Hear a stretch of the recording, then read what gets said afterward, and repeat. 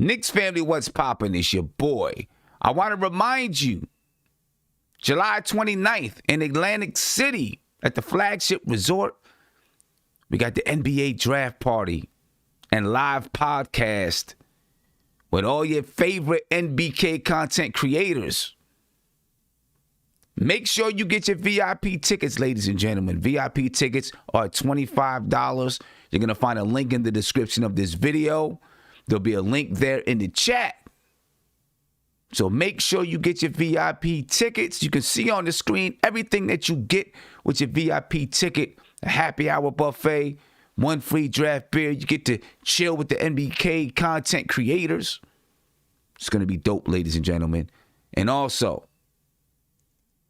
make sure you leave a comment for this video, because I'm taking all the comments on this video, going to scramble them up, and we're going to choose our winners for an Obi Toppin rookie card, ladies and gentlemen. We got 4 of them to give away, so make sure you leave your comments on this video, and on Monday, we'll be choosing the winner. Didn't get a chance to do it before. But, yo, we're about to talk about IQ, Kevin Knox, Obi Toppin. Do we keep him? Do we trade him? Let's go. This is NBK, nothing but Knicks. When Sim passed the assist, you know that it's #1 show that breaks down the game. If you can't play defense, stay out my way. Dribble the ball, come down the lane. 5 seconds on the shot clock. Who gon' win us the game? You wanna hear Nick updates and trade rumors? Post-game reviews, this the place you tune in. So tell a friend just to keep the ball moving. Like the page if you feeling the movement. Every game we coming to win. Give us a sub like a player that came off the bench. This is NBK, nothing but Knicks. Yes, ladies and gentlemen, I got my man Tony Crow in the building. We got Nate the Great up in the building. We're going to talk about IQ, Obi, Knox. Do we keep them? Do we trade them? What do we do? Pretty sure there's some other people we can add in there. We're going to talk about these 3 right here, ladies and gentlemen. Let's go ahead. Let's kick this thing off. Tony Crow, what's poppin' with you, brother? How you feeling? Salute. Long time. Well, I'm glad to be back. I'm feeling good. Let's get it going. Yeah, Nate, what's up with you, bro? How you doing, man? Happy Friday. I'm good. I'm feeling good. I see Nate. Nate is cool, coming here looking like the Terminator. Got the shades on. You know what I'm saying? Look, IQ, Obi Toppin, both of those guys are playing for the USA Basketball Select Team. Right, that select team, they scrimmaged the USA Basketball team. That's a great thing for them. Great experience for both of them. Right, and I had read about IQ possibly being selected. I was surprised when I saw that Obi was selected as well. Remember a couple of years ago, Mitchell Robinson was also part of that USA select team. You know, great experience for both of these players. And I think, you know, both of them are going to be better for it. I think they practice and scrimmage with the USA basketball team for about a week. Unfortunately, Julius Randle, you know, was not selected for the Olympic team. They chose Kevin Love instead. You know, it is what it is. Happens like that sometimes. But let's start with IQ. Immanuel Quickley. Tony, IQ was, you know, this season was a surprise to everybody. I forgot what number he was drafted, whatever it was. I don't know. Late 21, maybe? 21, something like that. He was drafted. A surprise to everybody when he came in and the way that he contributed. Made the all-rookie second team. Now selected for the USA select team. What is the future you see for IQ? And is he a guy that you will throw into trades? I guess, of course, that's depending on who you're getting, but is he a guy that you would throw into trades? Obviously, I think we all probably want to keep him, but are you reluctant to trade him? I'll start with you, Tony. Well, I'll say this. It's always gonna depend on what we're getting back. But if we have to include RJ in some type of big blockbuster move, then I'm fighting to keep IQ. And that's the way I would look at it. If we because you gotta give, you gotta take. Where you gotta negotiate. So, if we're keeping RJ, maybe I'm more reluctant or more acceptable to give it up IQ, but vice versa. If we gotta give up RJ for one of these guys, yeah, I'm trying to keep. He's the guy that I'm trying to keep off the table. He's the guy you're really trying to keep. Sense. Right. So basically what you're saying is if you're including RJ, you're really trying to keep IQ, but you might move Obi, even if you're moving RJ. Okay. I might, right. Yeah. Yeah. All right. Nate? So I'm assuming this is a situation where we're probably trading for a star, right? A star player. I don't know. Would you move him at all? Let's just start there. Would you move him at all? Yeah, for the right deal, Quickley. absolutely. I mean, listen, IQ was a player that nobody expected to really impact this team this year. I think everybody expected Obi to have more of an impact than IQ was. IQ came out as a surprise. Played well in the beginning of the season. I think defense has kind of figured out how he played a little bit more. And he, on top of that, kind of hit that rookie wall. So he kind of faded away a little bit. Came back in the playoffs, made some big plays. I mean, he's a big time shooter. I mean, if he really just takes better shots, I mean, he's got the range. I mean, he's got infinite range. So I mean, he just needs to be more consistent with his shot. But I mean, you're talking about bringing a star player in. I mean, yes. I mean, he's got to be in that trade package. And reality is, outside of RJ Barrett, he's probably our second most desirable player outside of Randall. I mean, but I don't think anybody's going to want to trade for Randall. I think they feel Randall's going to stay with New York. So IQ would probably be the second most desirable player outside of Randall. I mean, RJ. Oh, okay. That could be true. That could be true. Isaiah. Hey, what's up, brother? Speaking about when it comes to me, hold on. And speaking about IQ, is it just if you are willing to move him, is it only for a star? Or would you move him? Would you move him for someone less than a star? Yeah, I mean, me personally, it would have to be a star because I really do think if you're trading for something that's under a star, not including a package, I think you're undervaluing Immanuel Quickley. And sometimes I feel like it is weird. Sometimes I feel like when Knicks fans, we overvalue some of our players, but I feel like this one is one we're kind of undervaluing, in which I think a lot of people like Quickley, man. I really, really do. I think people can really see Quickley becoming, a very good six man, or maybe possibly a small, like kind of CJ McCollum kind of starter in kind of that kind of way, if he eventually gets, a little bit stronger and everything.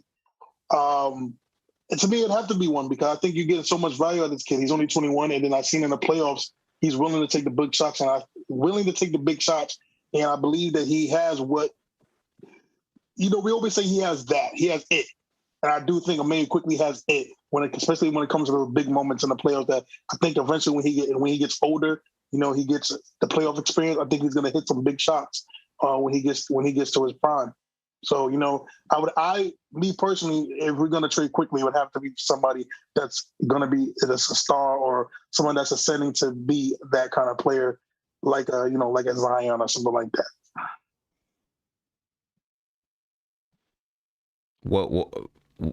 Can I ask a question? Yeah, go ahead, Tony. To Isaiah and also Sim, do you think IQ has a higher ceiling than Lou Williams today? Oh yeah, You do? I think he does. I think he has a higher ceiling than Lou Williams. I definitely think that.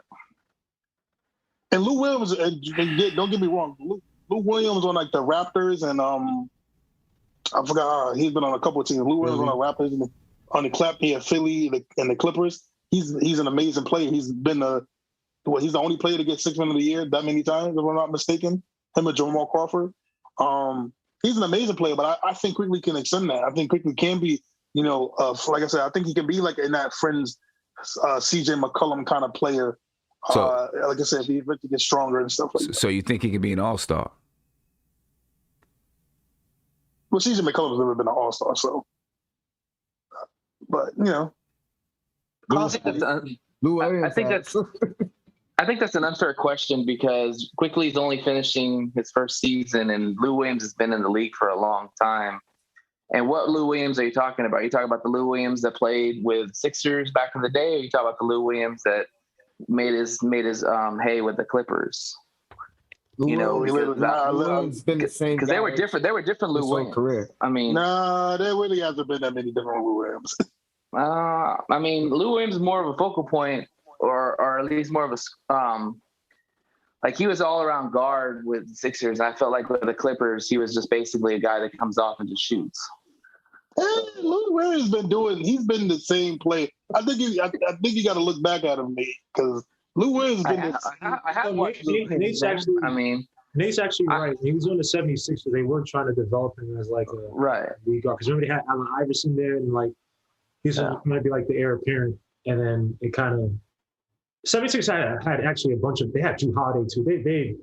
They're a weird team. But yeah, he's actually right. Like Lou Williams, now Hawks. Was it Lakers? Clippers. That's I guess that's how he is. Right now. They did try, and I think Lou Williams probably had a little bit more upside because he could take his guy one-on-one a little better than IQ can. Right. At least when he was when he was on the Sixers. So, but yeah, IQ is weird, man. I don't know what his ceiling is. I will say this: he's my guy. I like him a lot, and I'm gonna get killed. That's perfectly fine. If we trade IQ this summer for somebody, the replacement to get, and I've been saying this for a while, is Knox Highland from VCU. Yes, Bones Highland. I've been talking about IQ, that kid. Defense, and he could take his guy one-on-one. And he's actually a point guard. Yeah, but he's a scoring guard. He's IQ. He's IQ. I mean, yeah, he's IQ. You will get the two confused. Yes. Thank you, sir. Yeah, I know I'm gonna get killed. I'm telling you, I like IQ. That's my boy. But Knox Highland is a dog, and whoever gets him, I'm gonna be rooting for him. I'm not rooting for the team, but but just to fight back that a little bit. I understand that he's an IQ and I just actually watched a breakdown of the guy by one of the YouTubers. He does a great job breaking down the players and draft prospects. But are you going to take that gamble? And because you have IQ here, you literally have IQ here, and he's going to be here with USA development and off-season development. Are you willing to take that risk if you do trade him and you get Bones? Like with IQ, right? Like, and I still like IQ, right? IQ is not this is not like a Devin Booker or like this dude he might blow up. Look, the guy did very well. His best asset is him being a catch and shoot player. And Sim knows this. Sometimes there's certain things that just never develop, right? Your ability to get past somebody, your ability to be able to dribble and he can do that, but there's certain things like you look at him as like, will he ever be able to beat his man one-on-one without a pick? Like you could sit there and possibly say those things. Now I'm not saying that, and again, but IQ, as long as IQ is averaging like 20 points a season, where it's like, yo, bro, man, IQ carried his team on his back. Like he's helped this team a lot. Don't get me wrong, but like I said, man, if you're trading for a player, a legit player to come over here to the Knicks that can help us long term, say the Knicks made a package for a guy like, and I know people might kill me again for this, you make a package for a guy like Miles Turner. And you could bring him on. I wouldn't be mad. See, I wouldn't be mad about if we trade IQ for Miles Turner. I wouldn't be mad. And obviously, first and some of the aspects, right? And then you bring on Knox Highland, who could do what he's, and you saw, and people like, oh, I don't know VCU.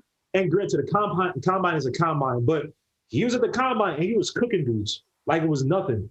So I'm just saying. Which means he's probably going to rise up more so past. Well, let me tell you. I've been talking about this guy for the last 3 shows. Right? Bones is a dog. I'm telling you, he is and you will get the two mixed up. If you seen him, if he played for the Knicks and you threw IQ's number on him, you wouldn't know who it was. Oh no, you know, because he actually played defense. But like even the way he shoots the basketball, is very similar, right? No, I don't think he's gonna. I don't know. I thought he's gonna be a start point guard, but if you moved IQ, I think the point that Gmo's saying is if you moved IQ, you can get his replacement. Yes. Right? You can get a guy that replaces what he does. Hopefully.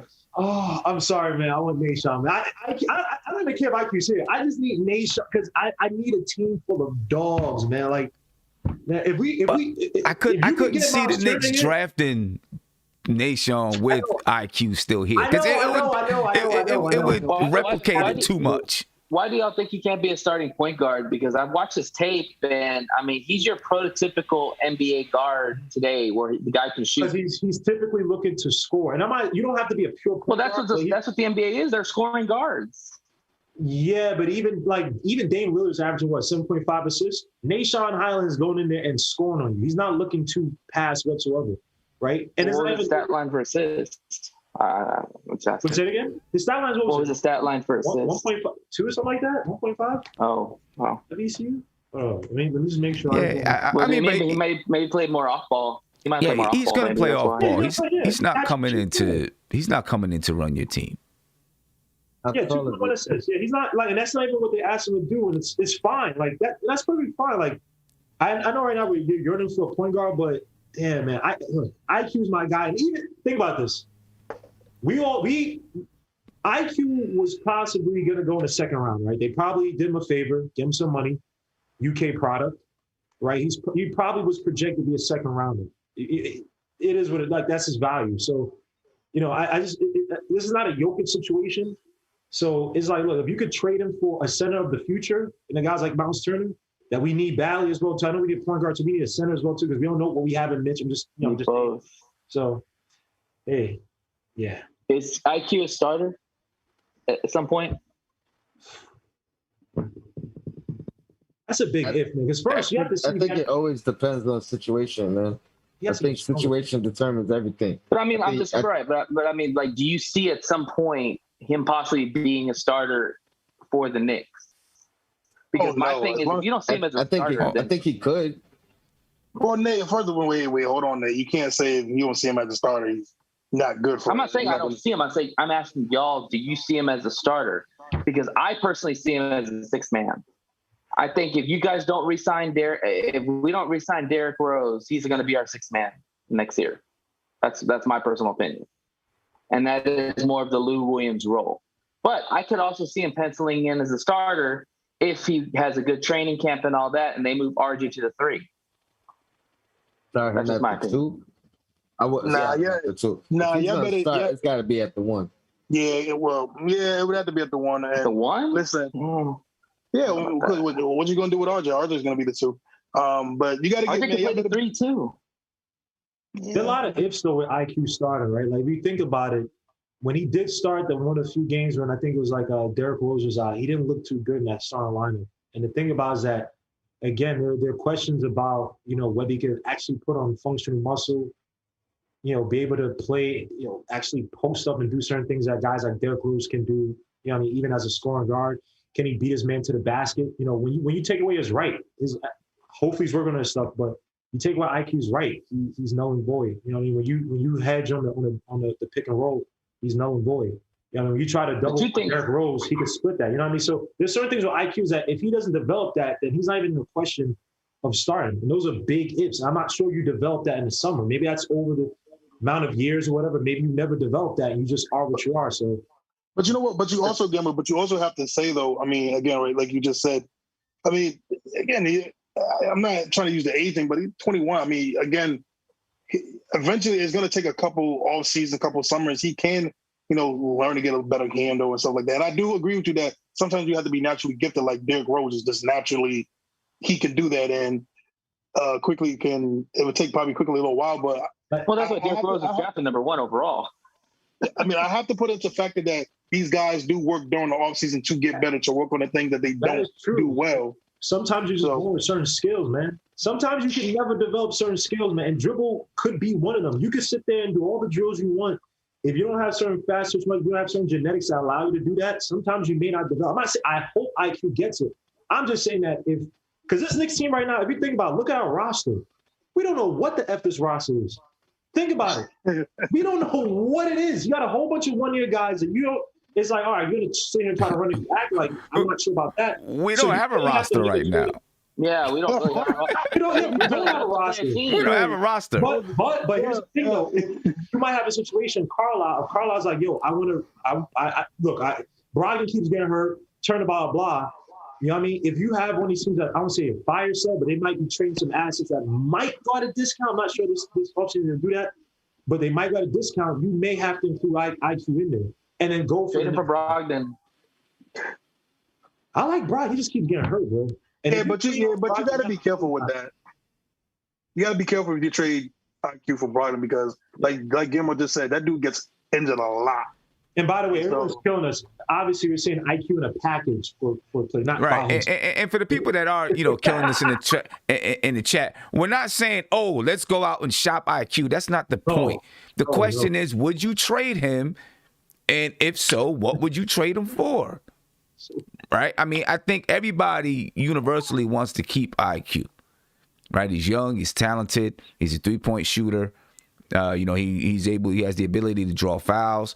I don't think he's ever going to be – I don't think he is a natural point guard. I don't know if he can be, your guy that's going to run your team. That's okay. I have no problem with that. I just – when I look at the way that he plays naturally, I just don't think that's how he plays naturally. I think he is naturally a scoring guard, and that's okay. He can be a scoring guard. Now, when you talk about upgrading – we need scoring on this team. When you talk about upgrading and building your basketball team – there's going to be casualties to that.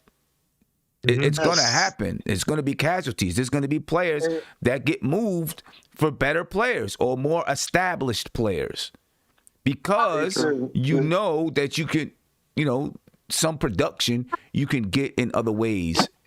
You know what I mean? So it's not that we're out here trying to push the narrative to move IQ. It's not what we're doing. Yeah. Oh, so I see the best comment. The best comment is like, man, we should be celebrating IQ going to US team, but these dudes want to talk about him trading. This is why I can't stand this show. I'm like, come on, man. Come on, what are you wrong with that, man? He made it to the select team. I think Sim and everybody said congrats. Now we got to, get back to the. It is what it is. If he gets traded, he gets traded. It happens in the NBA. If you haven't watched the NBA, if you've watched the NBA, then you know that players get traded. Every single year. You know what it is? I think everybody wants to trade. Everybody wants to trade. What's that dude name? The one that the hype man for the Knicks. What's his name? Pinson. Everybody want to trade Theo Pinson to some second-round picks to get. Ain't nobody gonna trade for Pinson, man. They'll cut his ass. Eddie C, what's popping with you, Eddie? How you been, man? It's been a minute. What's good, Sim? It's been a long time, man. I'm good, man. I'm good. We talking about. It's been hard for me to catch you. Man. I haven't been able to drop in. I don't know why. I guess, we haven't been on the same timeline. But I'm glad I was able to catch you now, and I'm glad I'm able to put my 2 cents on this IQ thing and whatever else we're talking about. This IQ thing, I've said from the get, I think IQ is going to start at point next year. I've said this for about 3 months now. Or, sorry, not 3 months, but after the season has ended, I've been one of the main proponents of IQ starting next year. Not because he's the best point guard that we can get, not because of or he is a legitimate point guard, not I don't think that's my reasoning behind why I think he can start. My reasoning is because he's a player who's under contract right now. He already has 1 year under his belt, under the system, under Tom Thibodeau. I really liked when he was the main ball handler. He looked like when he was the main ball handler, even though he wasn't the distributor that everybody wanted him point guard, I think he's at best when he has the ball in his hands. He can get into the lane. He can get those fouls called. When he has the ball in his hand, he can shoot the three from almost from the logo. So I think that's his best. He's at his best when the ball is in his hand. I've also thought that him and RJ work. Him at the 1, RJ at the 2 work, because RJ can take some of the point guard duties, but not as a pseudo point guard per se, not as a main point guard, but like a disguised point guard, because, we all know that Quickley is more of a shooting guard than anything else. So, and plus, I always go back to when I always think about these things, I always think about Brock Aller. Like, he's my favorite guy in the front office. And I know if he can get a point guard at 1 point whatever million that Quickley is getting, he's going to overvalue that a million times as a starting point guard for the Knicks.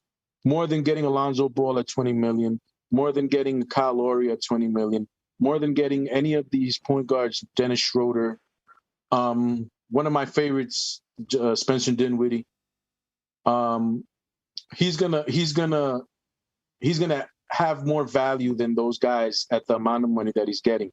So if you start the kid, he's gonna produce more contractually than any of the other kids or any of the other free agents that we can have. So in that sense, I always thought that he was gonna start. Trading the kid, that's a different story. It depends on what we're trading for.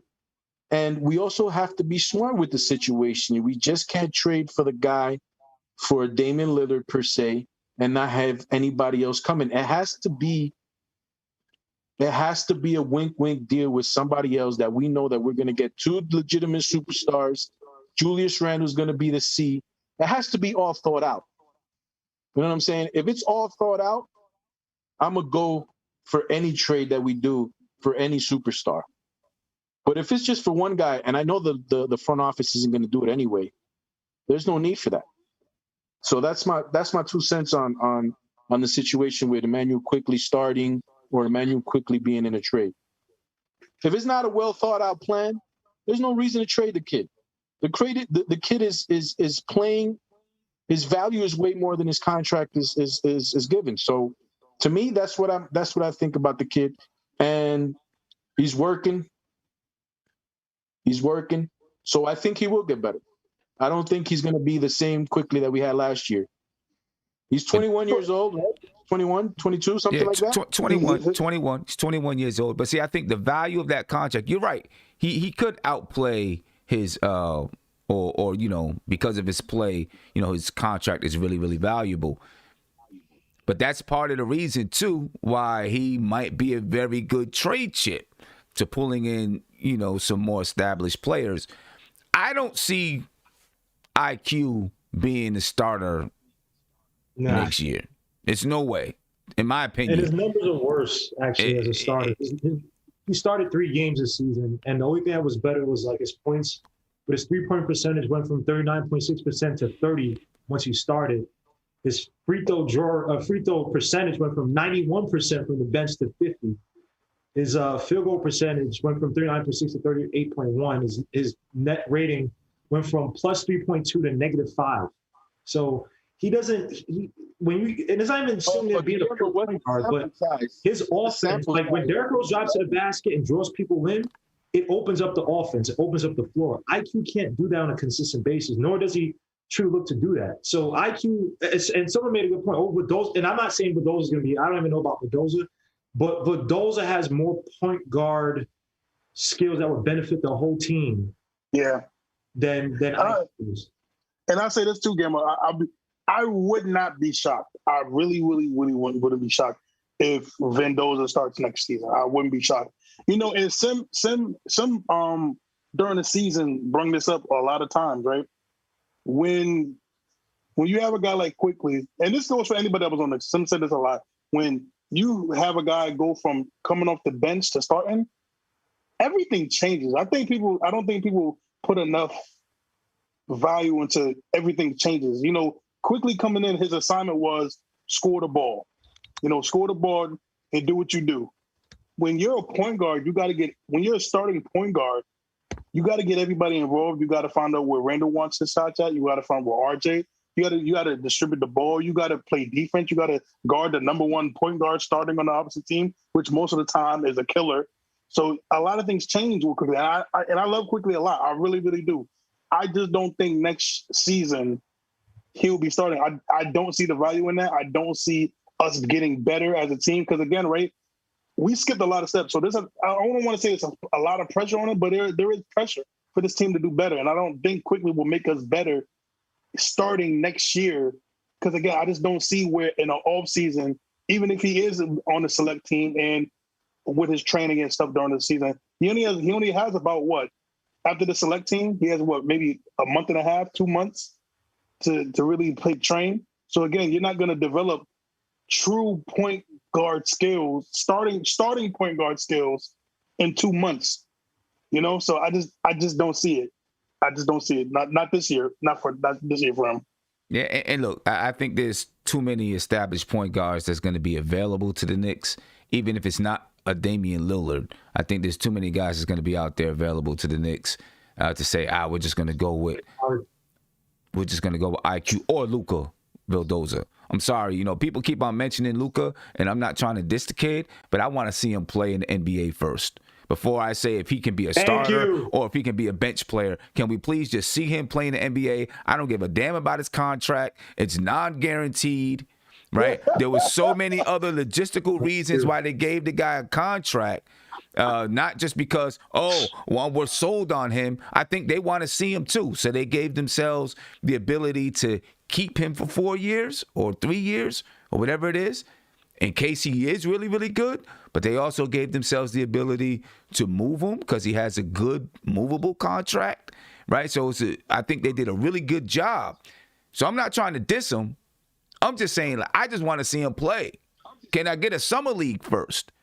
Or something. I just want to see him play against NBA talent before we say he's going to be a starter or a bench player. That's all. Just remember Rudy Fernandez. When he hyped up, I remember Rudy Fernandez was hyped up when he cooked Team USA back in 2008, and I was a big Rudy Fernandez fan, man. And he went to that stacked Portland Trailblazers team, Brandon Roy, Nicholas Batum, Travis Outlaw, and he did nothing. He did nothing. So that's why, and you got these guys, they look great overseas. Look, Frank is even looking good in practice, whatever. But, you know, I agree, man. Let's chill out on Luka Vildoza. Hopefully he's good, but NBA level talent in the NBA is different because he might cook Team USA or, you know, whenever they play, he still might even cook Team USA, but it's different when you get to the NBA because people are hyping this dude up like he's the next this and that because come out 6 points a game in the playoffs. Like, dogs, chill out, man. Wait. No, hey, Sim, before we go, because I don't want Mark to keep thinking you hate him, because Mark's been thinking you hate him the last couple of shows. Yeah, I know he's knocking at the door. And two, with the Luka thing, I think, isn't he playing for Argentina? Isaiah, you got to stop telling me when people are knocking at the door. You got to stop telling me when people. I know if someone's knocking, and I will decide when I'm going to let somebody in. So don't tell me when somebody is or is not knocking. I don't need that from you. All right? You're not my butler. Wait, You're not my butler. First of all, I don't want to be your butler. I don't want to be your butler. You probably get paid more if you were my butler, but you're not. First of all, we all know you're rich, so you know you can afford a butler. I've seen him. But all I'm saying is... The issue is I'm not rich. I'm not rich. So the fact that you would still get more money being paid as my butler says a whole lot about your job now. Hold on, let me tell you. I'm not going to put your financial business out here. I'm not going to do that because we all know what it really is about you with your money. Don't worry, we know. But listen, Mark's been talking a lot of garbage about you, bro. And I just don't want my man to hate you because... Did you have a point? Gibbo, you shut up. Did you have a basketball That's why you got point? on Did the you have a show. point or something basketball wise? Kevin Knox sucks. That's my mark. That's Did you have a basketball point? No. No, You didn't got- have a oh, you basketball got- point. Didn't have a basketball point. See? Didn't have a basketball point. I try to help you out, Mark. See, I just want you to know I try to help you out, Mark. That's it. Didn't have a basketball point. Let's continue. But Tim, So- is Luka gonna play in the summer league? Yes. If they said anything? I believe so. Yeah, I believe he's playing in the summer league. Yeah. But nah, I don't know. I think there's too many options on the market for IQ to be the starter next year. Too many options that's going to be out there for the Knicks. I just can't see. You want to say which option that is? Because we don't know which option you What? have. Yo, Sim, now that you okay, I don't think I've ever caught your view on who do you think is the main priority for the Knicks? Do you have somebody in mind? If Damian Lillard is available, I think the Knicks are going after Damian Lillard. They're not getting deep. He's available. By himself? Like by himself, just him and Julius? I mean, I don't know, but I think if he's available, the Knicks are making a phone call and trying to go get Damian Lillard.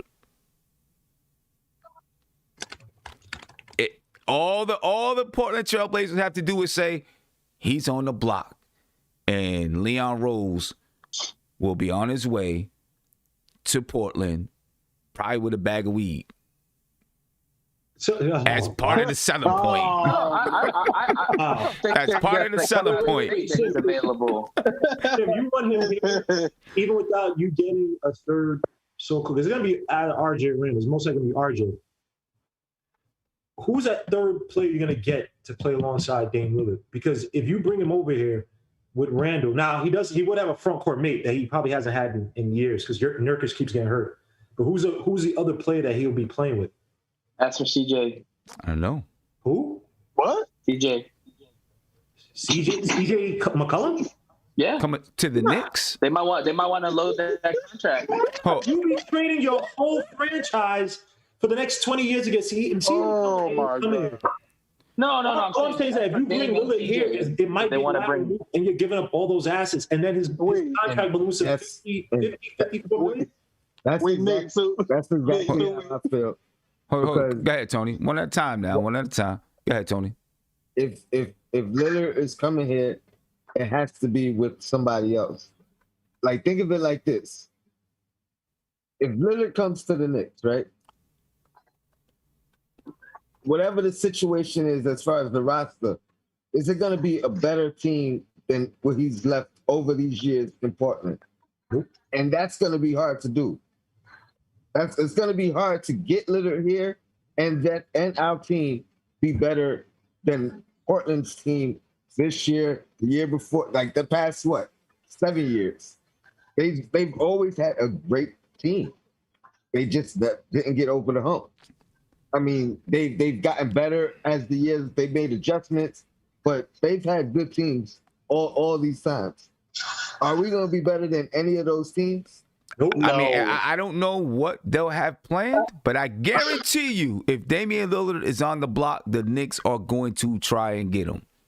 Oh yeah. Would anyone disagree with that? That the Knicks are going to try to get him if he's on the block? No.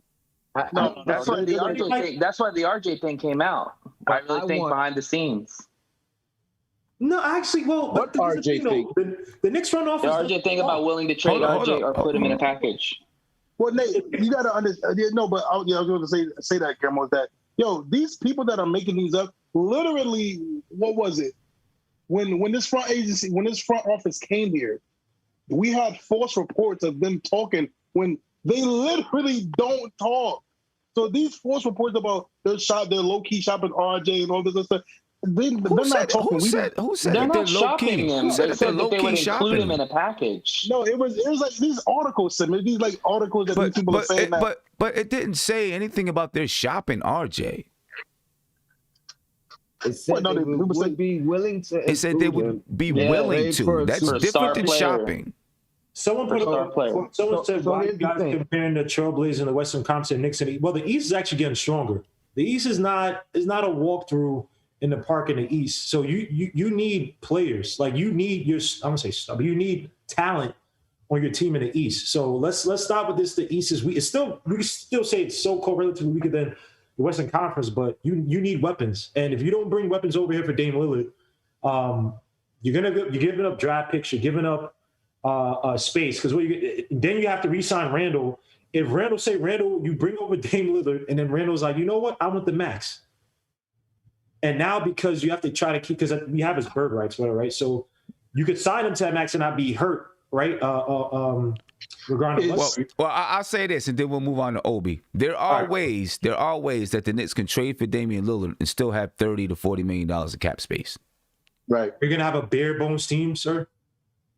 I'm just saying there are ways that they can still have $30 million in cap space. You're gonna run into the same I didn't say what they're gonna do with that. Hold up. The Brooklyn Nets didn't have any money, and they still signed Brook Lopez. They still signed LaMarcus Aldridge. They still had enough. People wanted to go play with them for the minimum. Sorry, what team is this? Anthony could want to come over. What team are you talking about? No, what he said is the Brooklyn Nets didn't have much money. They were able to make moves to bring in, of course, 3 players, and then had people that wanted to come play. All I'm saying is there is the possibility that the Knicks could trade for Damian Lillard because he makes $42 million in this first year, that they would get him and still have $30 to $40 million in cap space. How they use that $30 to $40 million, I don't know. But they would still have $30 to $40 million if they play their cards the correct way.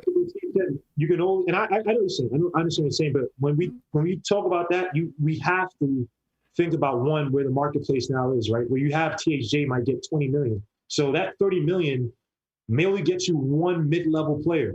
And you're sitting there trying to get scratched off the, you know what I mean? So we have to think about, like, if you bring Dame, you have to have a team around him, like how Kawhi was. Kawhi, Paul George, come over, boom, make a trade for Paul George. Kawhi's coming as a free agent. You build your team from there, and then you try to pick up pieces here and there, draft players here and there. So with Dame, I'm just saying you have to think about it in conjunction, because Did you bring back some of the players from last year? Sim wants to see Dame Lillard over here. And he thinks that the big star is going to come over is going to be Carmelo Anthony. That's not happening. I don't think Carmelo is a big star. As far as basketball-wise is concerned anymore, right? So, so if you think he's the big star that's coming over, that's on you. That's on you if you think he's the big star. Don't do that. But I'll say this: if the Knicks end up with Dame or CP3, Carmelo Anthony will be back in the orange and blue. Dame or CP3 and Melo's coming back to the orange and blue. That's a because check this out. Especially if Dame comes, because if Dame comes, that means Obi's probably going, which means you need another backup power forward. Oh my! And you can get one for the veterans minimum. This is all a ruse just to get Melo. You don't even care about Dame. Give him. I should have got you. Of course, I'm just saying. About Carmelo Anthony, no matter what, yo. I'm just saying. Let's move away from the Melo talk. I'm just saying. Rose will probably be back. You know what I'm saying? You could probably get back Taj. Yep. I'm pretty sure there's a bunch of players out there that will want to come and play for the Knicks. You could probably get Gorgie Dang. He's almost retired. There's going to be contract buyouts. They're going to happen within the season that we don't even think about at this moment. But you can't bank on that, though. Yeah, you can't. You can't bank on that. Okay, so I'm gonna ask you, Tony. I'm gonna start with you. If Damian Lillard is on the block, do you think the Knicks are making a phone call? 100%. And honestly, I think our best option, like, granted, is gonna be tough. But I'd rather do something that's never been done before and give away like 10 first-round picks. Oh my God. And absorb as much as his contract as possible. Oh my God. And give away as least amount of physical assets as possible. I'm sure there's a minimum you can give up. Like Guillermo's saying, we still gonna need a team around them. So if we could somehow keep some of our guys and kind of bring back this roster that from last year with Lillard in instead of Peyton, you know what I mean? That would be the best case scenario in my opinion. Wait, Tony. Yes, sir. I mean, and I don't mean to talk about the song, the group.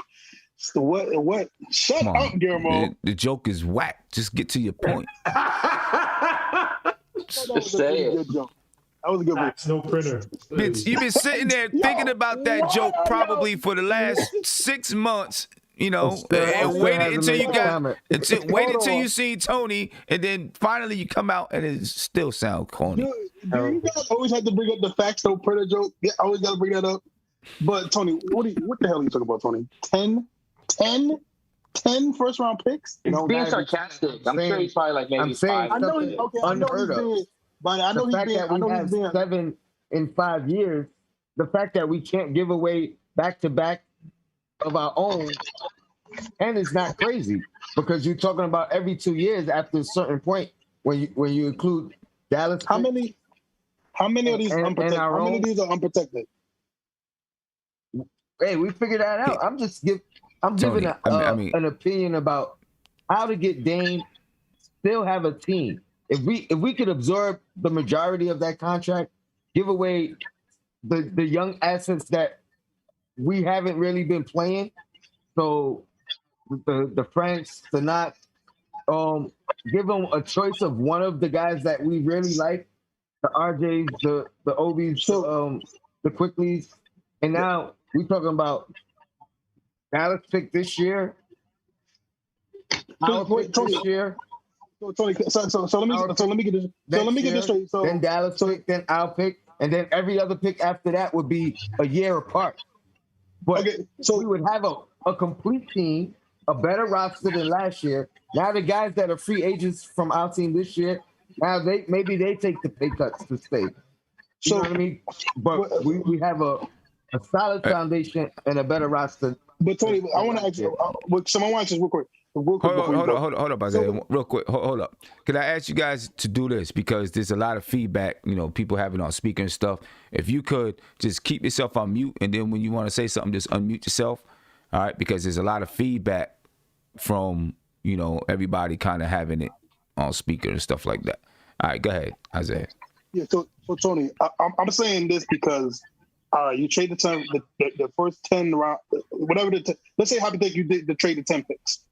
So let's say you have a miracle, you can keep RJ. So you're telling me Dame, RJ, Randall. Let's say hypothetically Carmelo Anthony, and let's say you get Dwight Howard on the cheap, and you bring back Bullock, Burks, D Rose, at times. You're telling me you can beat Brooklyn, Sixers, the Bucks, Lakers / Warriors / Phoenix Suns to get an NBA championship in 2 years. Within 2 years. I said all that. I said all that, or did I say our team is better than last year with a legit superstar? We have a chance to beat a lot of those teams. No, but I didn't say no. Tony, in a 7-game series to win, to go to at least get to the Eastern Conference Championship. Can you beat the Nets healthy, the 76ers, or the Bucks, and then still have to face the Lakers, Warriors, or Phoenix Suns? Well, let me jump in here and just say this so we can move on and talk about Obi. One, the 76ers may not be the same team.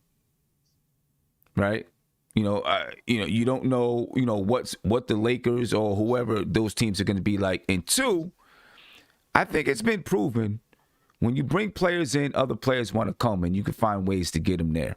And I am a believer that you can find ways to get it done. We've seen it happen year after year, where some teams, does that equal a championship? I'm not saying it equals a championship, but I think you can find ways to get players there on your team.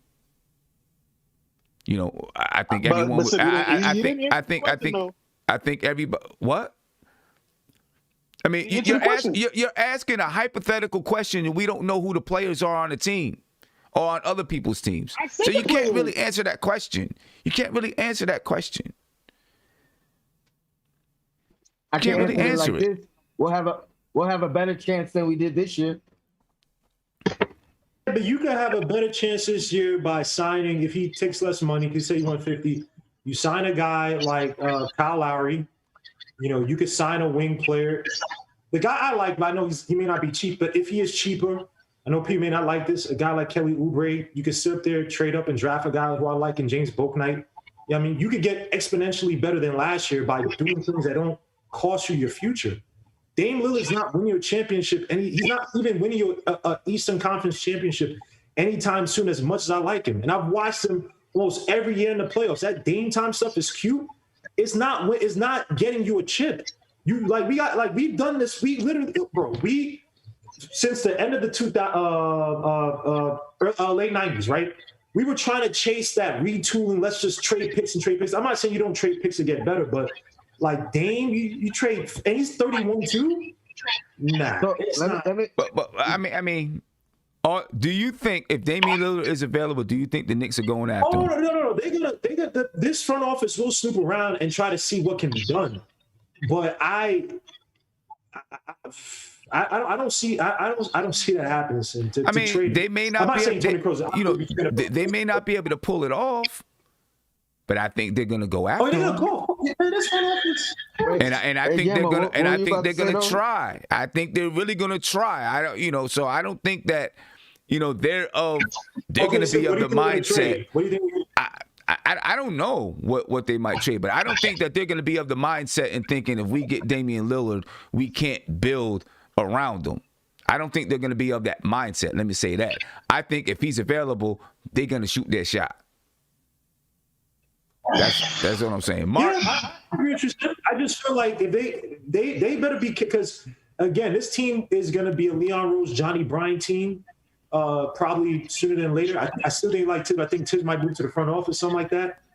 They gotta be really careful, man, because they could lose this. I don't want to say lose this series. It sounds corny, but if they pull off drastic moves that don't end up improving the team, like this whole Dame thing. I understand what you're saying, but you gotta have another star to play with Dame, man, because he's getting up there in age. Well, you sit up there, you trade for Dame, say Dame gets hurt or he's not impactful, and then again, I'm not saying RJ is gonna be a super dude. I like RJ as my son.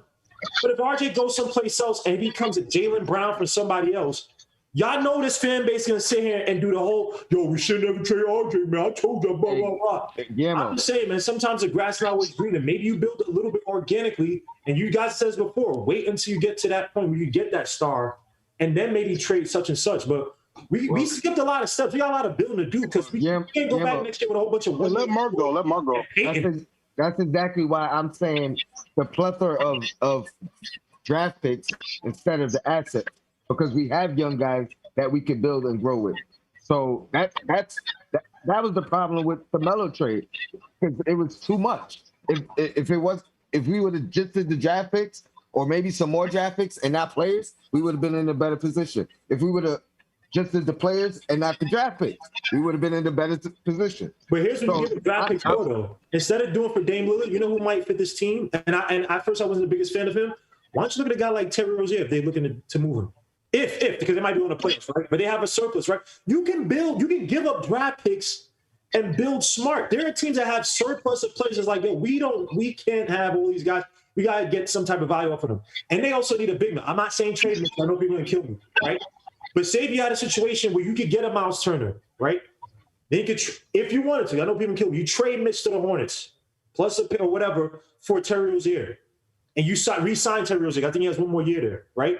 Yeah, I mean, you can build without giving up Dame. Like you can get talent on this team and not mortgage your whole future. I get it. Mark, the reason why I keep muting you out is because you got this stuff going in the background and I can hear it. All right, and I can hear I can hear the feedback. I can hear the feedback from you. But go ahead. I know you want to jump in there, talk about it. The Dame situation, I think we need to stand down, man, because if you're bringing him here, he's in winning mode. So it's like you're gonna gut the whole team because RJ will be going, Obi will be going, Mitch will be going, the picks will be going. So it's like, what are we really bringing back? We're bringing back what? A lone star to do what? I think we just need to stand down. All I'm saying is, I think if Damian Lillard's on the market, the Knicks are going to try to get him. I don't think they're afraid or worried about how they're going to build the team. I think if they're going to get Dame, they have a plan. I don't think they're going in blind. And Isaiah, So you my remember? point is, right? You remember Isaiah? You remember that day when the season was ending and you asked who the Knicks going to get, and I whispered into the microphone. Who did I whisper into the microphone? Oh, Damian Lillard. That's all I'm saying. And I'm not gonna lie. So my whole thing is, My bad, Mark. Go ahead, Mark. Go ahead. if you're gonna bring him here, right, and you don't have a plan, that is kind of careless, because if you're gonna bring in a player in his prime, you have to know that you can bring someone else to come play with him. But like Because I where are we said, going? like I said, I don't think they go out this. I don't think this front office goes out and tries to get him without a plan. But after you give up the assets, what else the Knicks can do to legit pry like another player from another team? That's the whole thing. Because you just gave up majority of what we have to go get this one sole player. Now, if this one sole player was Giannis, Hold on. It all depends on what it is that you give up. Obviously, right? There's going to be players. There's going to be draft picks. Okay, because you still going in that deal. Listen, you got $2 draft picks still. You have your own draft picks in every single year going forward, like Tony was talking about. You got 8 draft picks, 8 second-round draft picks in 2023. Those picks are very valuable, right? Because of the high school players coming into the league in 2023. And depending on the way that you move, the more assets you give away, the more salary cap you're going to have in the summer.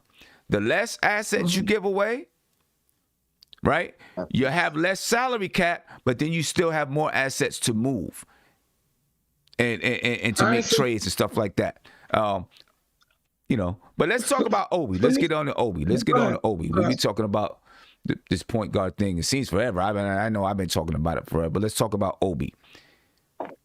All right. How are you feeling about Obi, moving Obi, and not even just for a star, for any other player that's in the league? But like I said, though, if Chris Paul or Damian Lillard ends up with the New York Knicks, Carmelo Anthony is coming, and that means Obi could be on the move someplace else for another player. But Obi Toppin. Tony, I'll start with you. I mean, again, it's gonna be the same answer for everybody. It's dependent on the deal. I think, I said it early in the year. I think Obi's gonna have a breakout year in year 2. I think he's that kind of guy that it takes a year for him to adjust, but I think he's gonna break out next year. But for the right piece, the right price, almost anybody's expendable. No, well, yeah, of course. So, but I like Obi, and I'm probably higher on him than a lot of other people, because I really do think this was a real learning experience for him. We've seen him get better as the year went on. We've seen him not look confused, kind of like find his place, know what he could do more, what he could do well. And then we also seen him start expanding, like things that we wanted to see early in the year. We started seeing him create a little on his own. You know what I mean? Mm-hmm. So I think next year, if he's here, it's going to be a breakout year. I think if we do move him, it may take him another year just to adjust because of a new situation. Yeah, but, and I do want to see Obi. I want to see what he can bring, but obviously if a big name comes up that's available and the Knicks are trying to make a move, it's very well that he could be included. But I'd like to see what he can do. I think he did start coming on and start to prove some things and show some things that he can do later in the season, when he got more comfortable, or maybe when the fans were in the building, he felt more comfortable with fans in the building, because that's, kind of around the time when he started to look like he was comfortable in his own skin on the floor. I'm going to get to you. I said, let me get to Nate. I'm going to come around to you. Go ahead, Nate. Obi, your thoughts. Yeah, I mean, for me, it was more impressive that Obi really came on in the playoffs. I mean, you would expect him to have the hardest time of adjusting in the playoffs more so than the regular season. But I was impressed that he wasn't scared of the big lights. That was impressive to me, and I think that's going to catapult him into the off-season summer league. Listen, if Obi can just work on that jump shot and that three-point shot and get more consistent, this guy is going to be a threat for us next year. You already know he can run like a deer. You already know that he's good at getting to the rim from lobs and all that. And he's got a little bit of a game where he can kind of get to the basket on some moves. But if he can be more of a threat from the outside and a mid-range, watch out. That's all I'm going to say. And, I mean, I'd like to keep him because I think he's going to get better. But, again, if it's for a star player, you got to do what you got to do. Okay. All right. Isaiah? Sam, man, I'm with you with Obi, man. And it's crazy because you could probably find earlier videos of me just like, get this dude off the floor. And I probably have multiple texts in the group chat saying Obi's trash. And the kid just proved me wrong toward the end of the season, and especially in the playoffs when you see him on the court. He's bringing the energy and the mismatching and him actually, like, I believe it was him taking Capella off the dribble and him actually shaking up that second unit, man. And if you look at Obi's trajectory, man, you look at Obi's story. I always go back to Obi's story about how he develops. Going back to his freshman year at Dayton, I think he redshirted, if I'm not mistaken, didn't play. And his second year, he just, his first year he just learned and understood the system. Then the second year he exploded for 20 and 10. And I think that's going to be the same thing that's going to happen to him this year.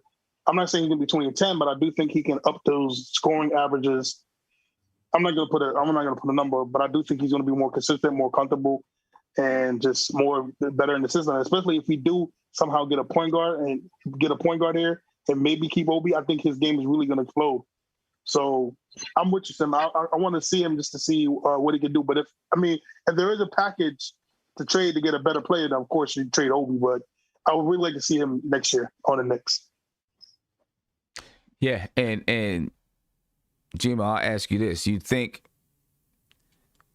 with him being under Tom Thibodeau for a year, maybe Thibodeau understands this game a little bit more?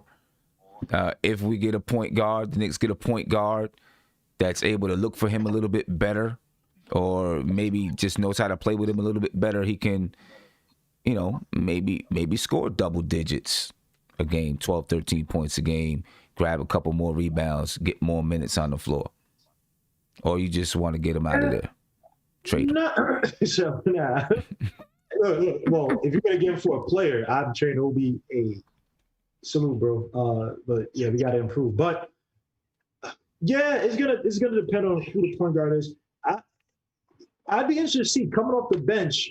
Now, obviously, say I don't say stuff, but if we have to resign Derrick Rose and he has to be our starter, I'd be interested to see how. And again, I have to say this guy operates in the NBA, but guys like Luka Vildoza, because I don't think IQ would be that type of guy. I think Tom Thibodeau has, he's worked with power forwards before, right? Guys like, even though Laurel Deng is more of a three, he's worked with Boozer, he's worked with Taj before, so he's going to find a way to make him effective, right? North to south, use him in the horns, be able to catch the ball at the top of the key, shoot a three, drive to the basket, work up the pick and roll, which he has to improve as well too.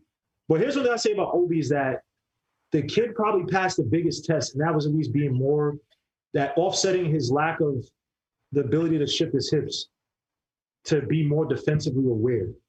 I think because he won that over with Tom Thibodeau is going to give him more and more leeway. And to your point, I understand that he had that one play against Gallo, and I know it's a very small sample, but one thing I loved about Obi and why I think, because first, when they throw in the summer, they work on his closer game, obviously it was trash.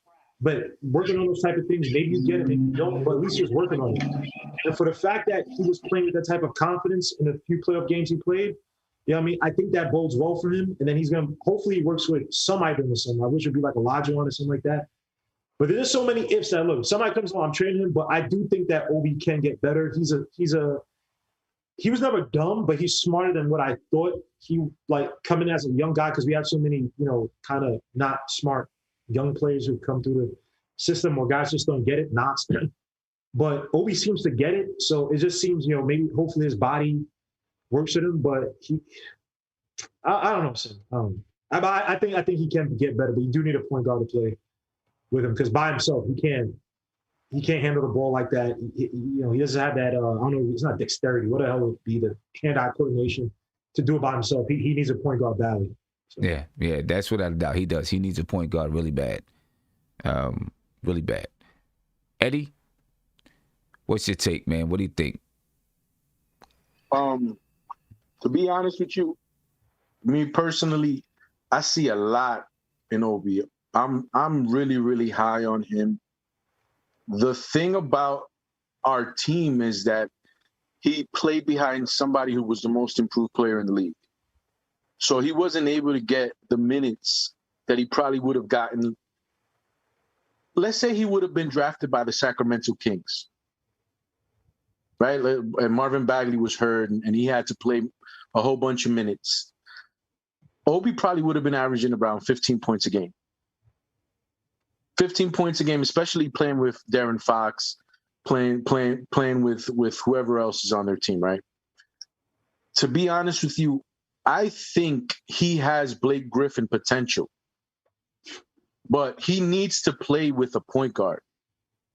If he was playing with Chris Paul and DeAndre Jordan as his center, who could defensively mask his deficiencies, he would probably be Blake Griffin. And he has a three-point shot. So, me personally, I think very highly of Obi Toppin. I was glad to see him improve defensively. I was glad to see him understand what Thibodeau wanted out of him.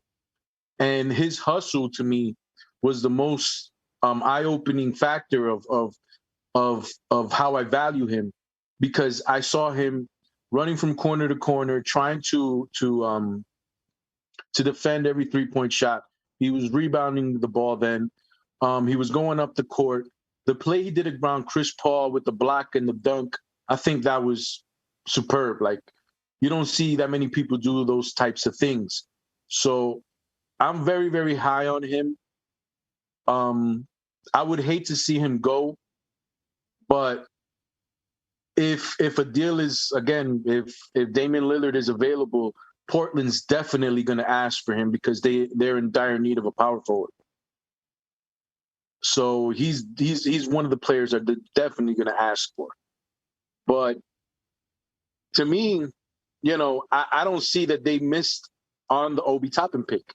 I'd rather have him, even seeing what Tyrese Haliburton did. And I was high on Tyrese Haliburton as well, because I think him and RJ Barrett would have been a good backcourt. I think they would have been a great backcourt. It didn't happen, but Obi Toppin, to me, has that star quality that probably Tyrese Haliburton doesn't have. You know what I mean? He can put butts in the seats. That's very important. Wait. He's gonna. What's up? So you saying you think Tyrese Haliburton isn't a star, but Obi is? I think he has more star potential than Tyrese Haliburton does. Yeah, I think if you put those two together, they're gonna want to see more of Obi Toppin than they would of Tyrese Haliburton. That's why he was in the slam dunk contest, and that's why he signed the Jordan brand right now. I don't know who Tyrese Haliburton is signed to, and I don't even think Tyrese Haliburton was invited to the skills challenge or anything like that. So, as a rookie, we're basing that off of All-Star Weekend. I mean, I'm not trying to come at you, but it's like he's not talking about star as in this guy is an all-star or this and that. I think you're talking about star as popularity. But popularity don't mean a hell of beans if you can't be on the court. Tyrese, look, Tyrese. I don't think you really seen Tyrese Haliburton season this year. I did. I think a lot of people did see Tyrese Haliburton this season. But Sam, there was games De'Aaron Fox wasn't playing, and Tyrese Haliburton got like 30 points, 11 assists. I like Tyrese Haliburton. I really do. I think Tyrese Haliburton. Obi didn't give us 20 points this year. I think Tyrese Haliburton is a great player. I think Tyrese Haliburton is a great player, and I wouldn't have been mad if any of them would have been if any of those two would have been drafted by the Knicks. I think they're very similar in what they could have done, but they're just different positions. They're two different players. You cannot compare those two.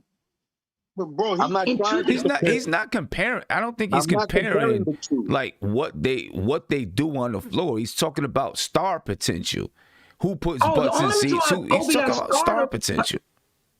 Yeah, the only reason why he got started because he's playing for the Knicks. Period. That's the only reason he has star potential. He came out of college with star potential. Any team that he was going to, he was going to be a popular player. No. Yes, he was. Oh my, come on, man. Obi wasn't popular coming out of college. He was very popular coming out of college. Hold on. He was not that type of a player to get drafted like he was going to be this star type caliber player. No, he was not. You're not hearing what I'm saying. We said popularity. I said, was he popular coming out of college? Popular. Obi was not that. Obi was. I mean, Obi. Okay. I would be sure Obi was popular. Obi was. I'm not gonna lie. I'm not gonna lie to you. But I'm agreeing with Mark. If Obi wasn't on the Knicks, nobody would be talking about Obi Toppin. What are you talking about? That's wrong. That's wrong. No. Hold on, sir. Bro. Hold on, sir. If he was on the Cavs, if he was on the Kings, if he was on any of these other teams except New York, he would not be talked about. Actually, he may have been talked about more because he would have had more playing time with those teams. Yep, and you might have seen more highlight reels from him. Let's be serious. It could go both ways, though. With more playing time, he could have possibly been more exposed, and it probably would have been very ugly. Y'all remember that Pacers game? He got blocked like 2 times from Turner. Yeah, him being on the island by himself. Put like this. Put like this. If he was on a Sun sim, somehow, if he had a point guard, I'm saying he would have drum up. But if he was by himself on an island and he had no point guard help or whatever, he may have been exposed because he did have a lot of height. But that height, that bubble kind of popped. When he might have been exposed. But hold on, he might have been exposed defensively. But you're gonna tell me, on another team playing 30 minutes a night, 25 to 30 minutes a night, he wouldn't have had a bunch of ESPN highlight reels? Sim, he had Thomas Satoransky on him and couldn't post him up. That's not what I'm talking about. Okay, but like this, Derrick Jones has crazy dunks like every other night. Or when he gets it, he's not. And I know what you're saying. Obviously, Obi's more popular than Derrick Jones, but what I'm saying is that if you can't sit there and give me like Anthony Edwards has highlights, but also because he can produce, not efficiently yet all the way, but he will catch you and he'll put up 25, 30. Obi ain't putting up no 25, 30 unless he has somebody get him the ball and they have that function of an offense. Like he'll have a dunk here and there, but that's about it. And there are dunks that happen each and every night. If you're not on ESPN, I don't watch ESPN like that, but I'm pretty sure if you play now in Sacramento, whatever, unless you have some crazy like when Edwards dunked on the dude from Toronto, unless you have that every night, people they ain't gonna care in these small towns, man. Like Obi, I disagree. I think that Obi on another team, not playing behind, the best player on the team, may have. I'm not saying he would have been all-star level, right? But I think he would have been more productive, and I think you would have seen some highlight reels from him. I mean, you've seen highlight reels all over when he was in college, and from dunks that he did and those things. And I think you would. I mean, he was popular coming out of college. I think he would have been popular. So if he went, so hold on, like Knox rookie year when he had open green light. You know what I mean? He didn't have a short leash. It was Let's see what we can get from this guy, good or bad. Every opportunity. Personally, that's the difference from what Obi was facing this year and what he would have potentially faced on another team, on the Cavs, on the Kings. He would have had more opportunity. He wouldn't have had a short leash. It would have been personally, I like it would have Obi. been like, oh, 6th pick, we gotta play him. But like Sim said, he's playing behind Julius Randle, who is proven to be an all-star this year, most improved. It's hard to get minutes. That's also true, but you also only look at the positive side, because if he gets exposed, if Thomas Satoransky is literally, I forgot what the other, was it Colin Sexton who stopped him from? Guillermo Gallo exposed Randall, so that doesn't matter. No. What I'm trying to say is that with Obi's that, yes, you can go to smaller teams and get more minutes. And I'm not, look, there's extremes, like you go to another place, you get minutes. So you can say that Chris Paul got exposed. Hold on, let him finish. But he could have been exposed where it's like, yo, dogs, y'all picked them 6? Golly, holy crap. Man, you're talking about one play where he couldn't pin down Thomas Satoransky, and then he couldn't do it all season. Okay, sir, give me 10 examples of Obi Toppin having successful postseason. I'll wait. You're talking about one play. I'm not talking about one play. He might only posted it up 10 times. Thomas Satoransky, and then Obi Toppin blocks Chris Paul's shot, who's going to the finals right now. He blocks his shot. What? For the court and dunks on everybody. Bro, he couldn't post up on anybody. Okay, forget Thomas Satoransky. He couldn't post up. I think was it Colin? I can't remember who the point guard is. He couldn't post up on several people. That's why Tom Thibodeau had him not posting up. He wasn't that type of player. Forget Tom Satoransky. Give me 5 examples of Obi Toppin having successful. Oh my gosh, those moves were incredible. He's just probably not ready, Gammo. But on another team, let's say. Mark, but don't stand and say he didn't have problems. He didn't have problems to see. He's not. We all know from Dayton. Oh no, he had problems. That's not. I'm talking to Eddie. I'm not telling you, Mark. 50% of the things that Obi Toppin was struggling with. I don't say 50%, but a lot of things people looked over in college. Said, oh, he could do that in college. Oh, he's going to be able to do it in the NBA. He has not been able to do it at a high level yet. And I'm not saying he can't get better. But everybody thought from college, he's going to be, bro, the way he scores in college with the ball in his hands, driving to the basket, blah, blah, blah.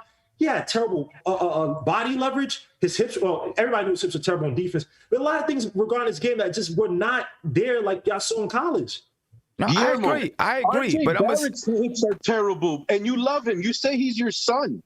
Wait, who are you talking about? RJ Barrett's hips are terrible.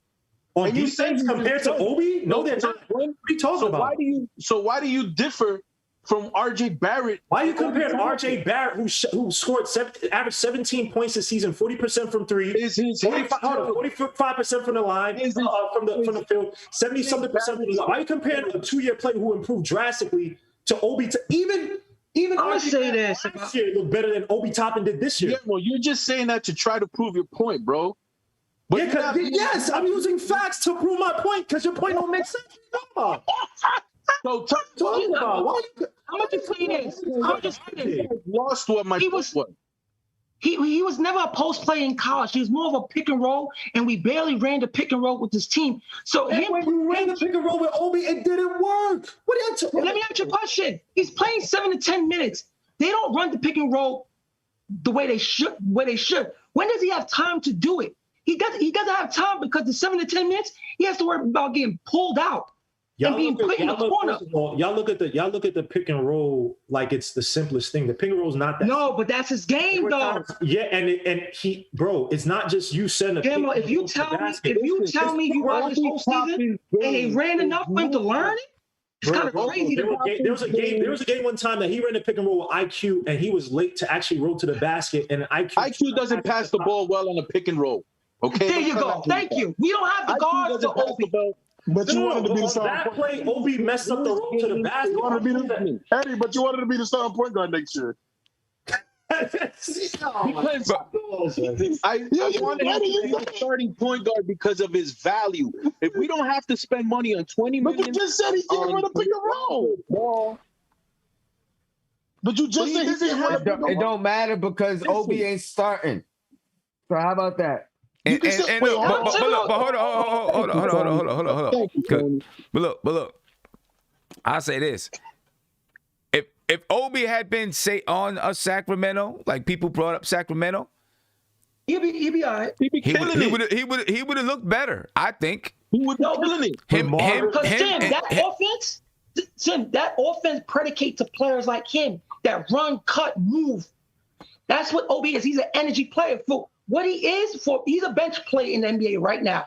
I think he can be a high quality player, but some fans have it as he could be a starter next level. People need to tone that down. That's why there's so much confliction between Obi. You have to calm it down. I think he's going to be a good, solid role player that know how to play the game with his head. That's what I think he's going to be. And his mode is excellent. That's why I don't want to give up on him too quick, because you don't find players that move like that, and that can play in the garden like that. I think he fares not there. I just think that he needs to be put in a position with guards that know when to get the ball timely. If he gets a guard that get the ball timely to him, we will see a different play. That's all. That's all with him. That play where he had the ball, he dribbled up the court. He found Kevin Knox at the three-point line. Kevin Knox dribbled into the middle of the field and found Obi Toppin at the side for a dunk. That's what Obi Toppin is. Obi Toppin has vision. Obi Toppin is smart. Obi Toppin is athletic. He has a lot of factors that can make him. He moves well. But he needs to have pieces around him because he's a power forward. And you compare that to RJ? Doesn't win you championships anymore. What wins you championships are guards. That's why the Phoenix Suns are going to the finals. They have two of the best guards in the league, Chris Paul, Devin Booker, got some good wings. And they're full of wings. Yeah, please don't. Hey, hold on. DeAndre Ayton. DeAndre Ayton was a big plus RJ, man. RJ didn't have a point guard. He still put up numbers and improved. So do not come. And I know Obi, because he's more of a ball handler. He's not a. Let's have respect. Everything I said, I agree with. Y'all imagine RJ with a point guard. He only compared him to RJ as far as his hips defensively. But that's not true. RJ is still better defensively than. I'm just saying, stick to that. You talking about? Okay, I'll stick to that.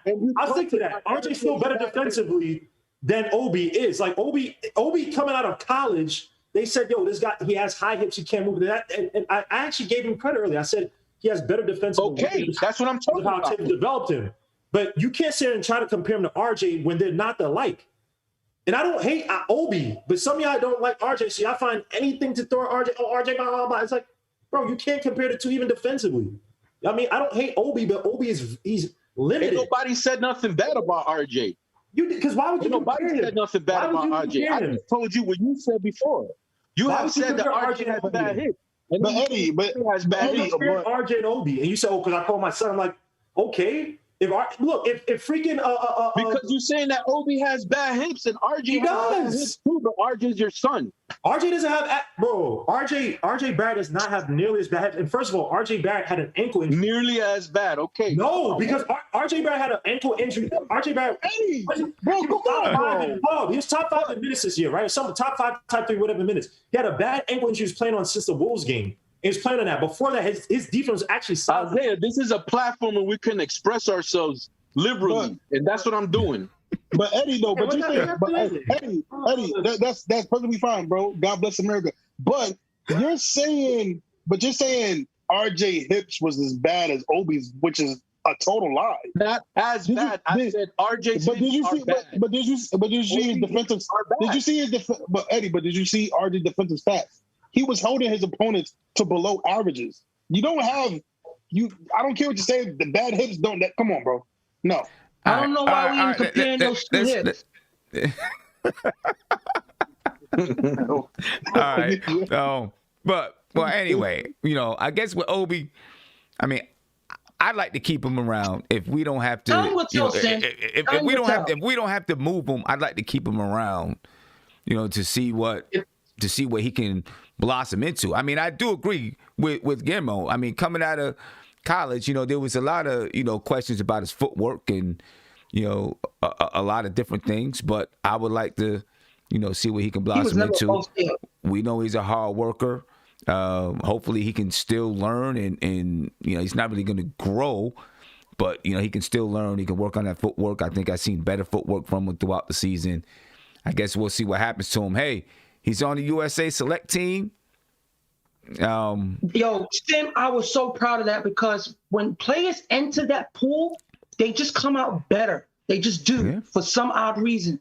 So that was great news for me. For both of those players. For both of them, that's great. Sadiq Bey, Miles Bridges, Anthony Edwards, Darius Garland, Tyrese Haliburton, Tyler Hero, John Jenkins, Keldon Johnson, Josh McGetty, Dakota Matthews, Immanuel Quickley, Nas Reed, Cam Reynolds, Isaiah Stewart, Obi Toppin, PJ Washington, Patrick Williams. Those guys are on the USA Select team. I'm not gonna lie, there's some dogs in that team. Yeah. That's. I'm looking forward to seeing some of those scrimmages. Looking forward to seeing some of those scrimmages. Connections too, man. This is all about diplomacy, right? It's like you got all these guys in, man. You show out, you know what I mean? Maybe years down the road, you guys become friends and something. I mean, I think a friend thing is overrated in terms of getting guys to play with you, but hey, you never know what happens, man. And I think, wasn't Mitch on this team too? Mitch was on the team a couple years ago. I think they said that if his ankle if his foot was okay, there'd be a chance that he played as well. But, because of his injury, he's not on it.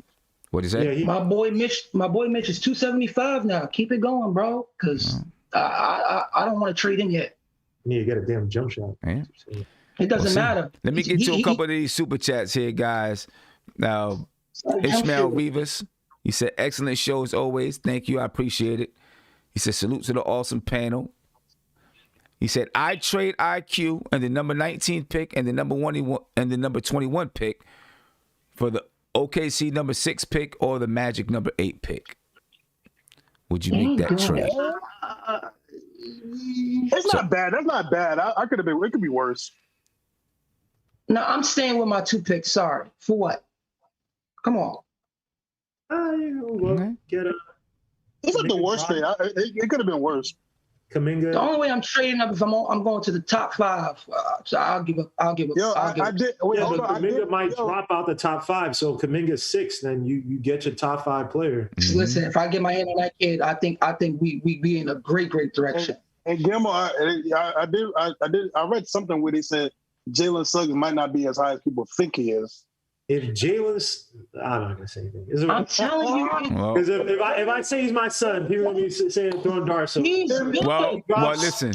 I mean, guys dropping the draft for a reason, right? Sim, I like Suggs. Obi Toppin dropped in the draft to number 8. Yep. Y'all talking about all this Dame Lillard stuff. Y'all don't even. There might be guys in this draft that y'all can use an extra draft pick and y'all could trade a Knox for, who I guess Sim's gonna get to next. If nobody wants it. And they only need Knox. I am throwing Knox out the front door. Yo, Sim, do us a favor. Just don't mention that kid name, bro, because it's gonna start a fire war in here. We about to talk about it shortly. Let me finish getting to these super chats. Clutch Ball TV, thank you for the super chat. Appreciate it. 1975, Jam Rock, he said, Obi was playing behind Randall on a Tibbs team. That's like on a Tibbs team that likes to play starters 38 to 40 minutes a game. Hard to break through when you have a coach like that. Facts. We'll see. Tibbs is a guy that goes on trust. We'll see if Obi's still on the team next year. If he builds a little bit more trust in Obi, he's able to give him some more minutes. And Gregory Castillo, thank you for the super chat. He said, "Get your popcorn out." Hey, Sid, I say one thing about one of the super chat guys. Yeah. Clutch B-ball, man. That young man, he's really good, Sid. Yeah, he is. He is. He is. Shout out to young Clutch. He's got a good show. He really is, man. He has a great YouTube show, man. He's got a good show. Yeah, he's got a good show. All right. Kevin Knox. That's the guy. Kevin Knox. Kevin Knox. I'm not gonna lie. I thought Kevin Knox, I thought it could go 2 ways with Kevin Knox. I thought that either Tom Thibodeau was going to be too much for him, or Tom Thibodeau was going to be able to light a fire under him. I thought it was going to go either way. I thought Tom Thibodeau was going to be able to light a fire under him, though. Right? That's what I was leaning towards. And I was hoping that I didn't expect him to start. I was hoping that he was just going to be able to come in, maybe give us 10 points, play better defensively, because I think he has the skill set to do those things, and he didn't. And he went the opposite direction. He went the other side. He went the other way. You know what I always say about him? I think he's going to get moved during the draft. I think he's going to get moved. Then he has to, because that motor cannot be fixable. It's just not there. I think he's going to get traded.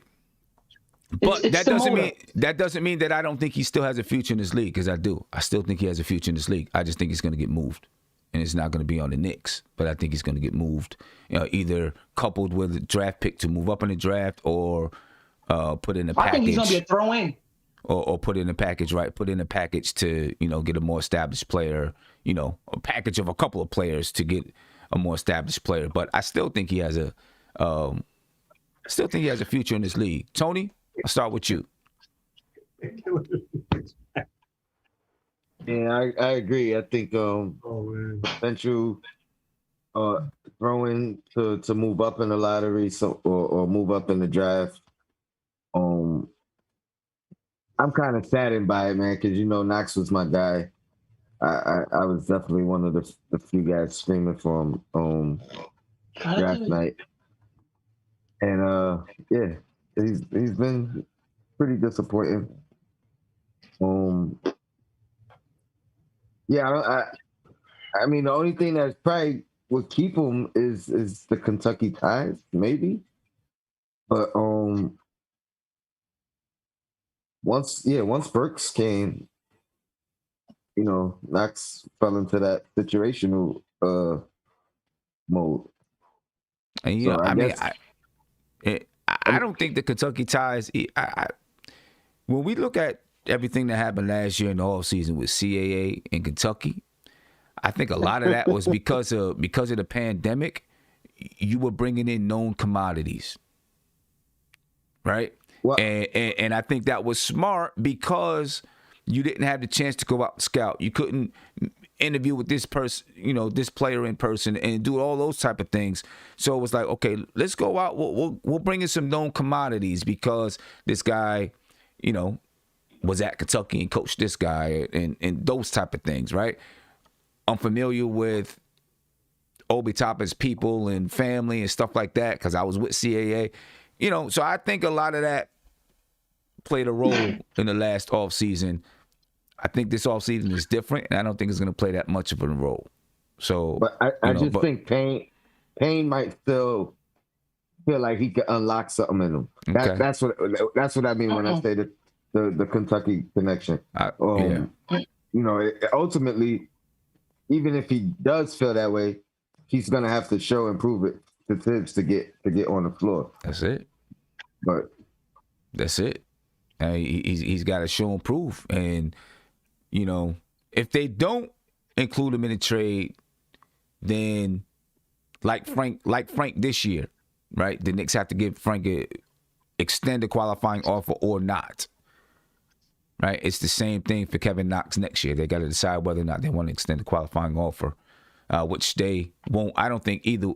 Unless he broke out, an average 17 a game. I don't think there's any way. Even if he played well and he was getting 10, 15 minutes, I still don't think that they would give him a qualifying offer, because it'd be too much and he wouldn't be worth the value. You know what I mean? How much would that be, Sam? I mean, Frank was for like this. They were drafted around the same. Frank Ntilikina's qualifying offer is $8 million. So Knox's would be around that same thing, $8 to $9 million next year. Yeah, Let me ask you a question. Because I think he will be in a trade, but he has great shooting touch, right? My thing is, if the kid, I'm not asking him to do everything on the floor. Just catch, shoot, be in defensive position. Someone like Mikal Bridges, like just how you move and your energy. If he raises his energy, that is all. But his shooting touch, he has a shooter's touch for a 6'9" guy. From where? From only the corner. What? From only the corner. I'm talking about when the ball releases his hand. When I'm watching him shoot, he has great shooting touch. Like there's potential in his shot. I'm not talking about where he's positioned. I'm talking about his shooting touch. Yeah, when it comes out of it. It's only a positive in the corner. That's the whole point. You can I agree with Mark. I don't think it's just about him making it. It's the It's how he shoots the ball. It looks pretty. It just is only effective in the corner. But go ahead. Yeah, it's pretty. It's a very beautiful shot. It could be effective in the corner, but he will still be a good player. Just like how Mikal Bridges, most of his threes come from the corner. And look at him, he's a productive player. Mikal Bridges is a dog on both sides, so he gives you more. And I was trying to make my point about Kevin Knox. If he play with a little more energy and be in defensive positions, he don't have to be Mikal Bridges flying over the place. Tibbs is about playing as a team. He wants you in certain spots, just like how you watch Boston play. They play to be in spots. If Kevin Knox can grasp that, it doesn't grasp because just his head is not in the game most of the time. He will be a decent NBA role player, not a starter, but a role player. Mark, you just said it. That's what I'm saying. He can't grasp it. It doesn't matter. And that's the issue. If you don't have it up here, remember that Spurs game when the game was blown out, right? He took the ball from the top of the key. He had an open shot, didn't take it. He drove with his head down into the corner and shot a fadeaway shot. That shows me, and mind you, here's the thing about, and I'm giving Obi credit. Obi beat him out, not necessarily because Obi was better than Knox. Obi followed instruction a lot better than Knox. And that also points to what you guys are doing in practice. If you say what you want about the Knicks bench of the young players, one thing I say is that even when those guys came in, it was a blog game, whatever, those guys understood spacing on a high level. The young guys. I know that's understandable. Knox, unless you put him in a corner, he was not getting it. So we can talk about how good is not here with him. I don't know, maybe his frontal lobe when he gets older, whatever, 25, whatever, and we will be the beneficiaries. But with Knox, he mentally, bro, is just not clicking. No, and that is that goes with the motor too. The motor's been my issue with him all the time. It wasn't necessarily his game, but his motor is going to affect his game. But when I watch his shooting touch, it is beautiful, and I just feel like I would give him one more chance to see if Tibbs could just. No. Hold on, because I said when Tibbs got here, I thought he could get a little something out of him. If we could, because next season we don't know what's going to happen, right? And he's making this a little bit of money. It ain't really going to affect us. If he's not good, we can always trade him, regardless of the situation. No. We don't have to. Here's how I say this, Mark. If so, because players, he don't really got trade value like that. But if someone's like, look, he don't give me your first two, and I'm talking about because think about this: the less he plays at the trade, you have even less trading value. There you go. So if you go into this draft and someone's like, look, give me your 2 first and Knox, and we're good, and you can move up to 8 or even 6. I say 6, even 8. I'm doing that in a heartbeat because. So it's just like the 2018 draft. That 2018 draft, it hurts to watch. Look at that. It does. But I say this. I say this. Just like how we gave Frank this last year, because I packed it on before the season. He got to go. He needs to go. It's just he's not gonna. Just not. What's ever happening. But I think we need to give Knox this one more year. If it ain't good, you ship him out before you get the chance to leave. That's it. But I think he got good shooting touch. I like his shooting touch. I think he's got good shooting touch. I think he's got a lot of skills. He just got to put it together. People always do it with a player. It always happens when a player's in a certain spot, and then the same thing happened with Bobby Portis, right? Everybody was, oh my God, he's this, he's that, Look he's at this, him he's now. that. He cooked last night. Right? I mean, it happens like that all the time. So go ahead, Isaiah. Say what you're gonna say. Sim is trying to get. Yeah. Sim always did. No, just saying that Bobby Portis is eating now. But Bobby Portis was still, even last year, he was way more productive for his role than what Kevin Knox was. But what I'm saying is people do it all the time.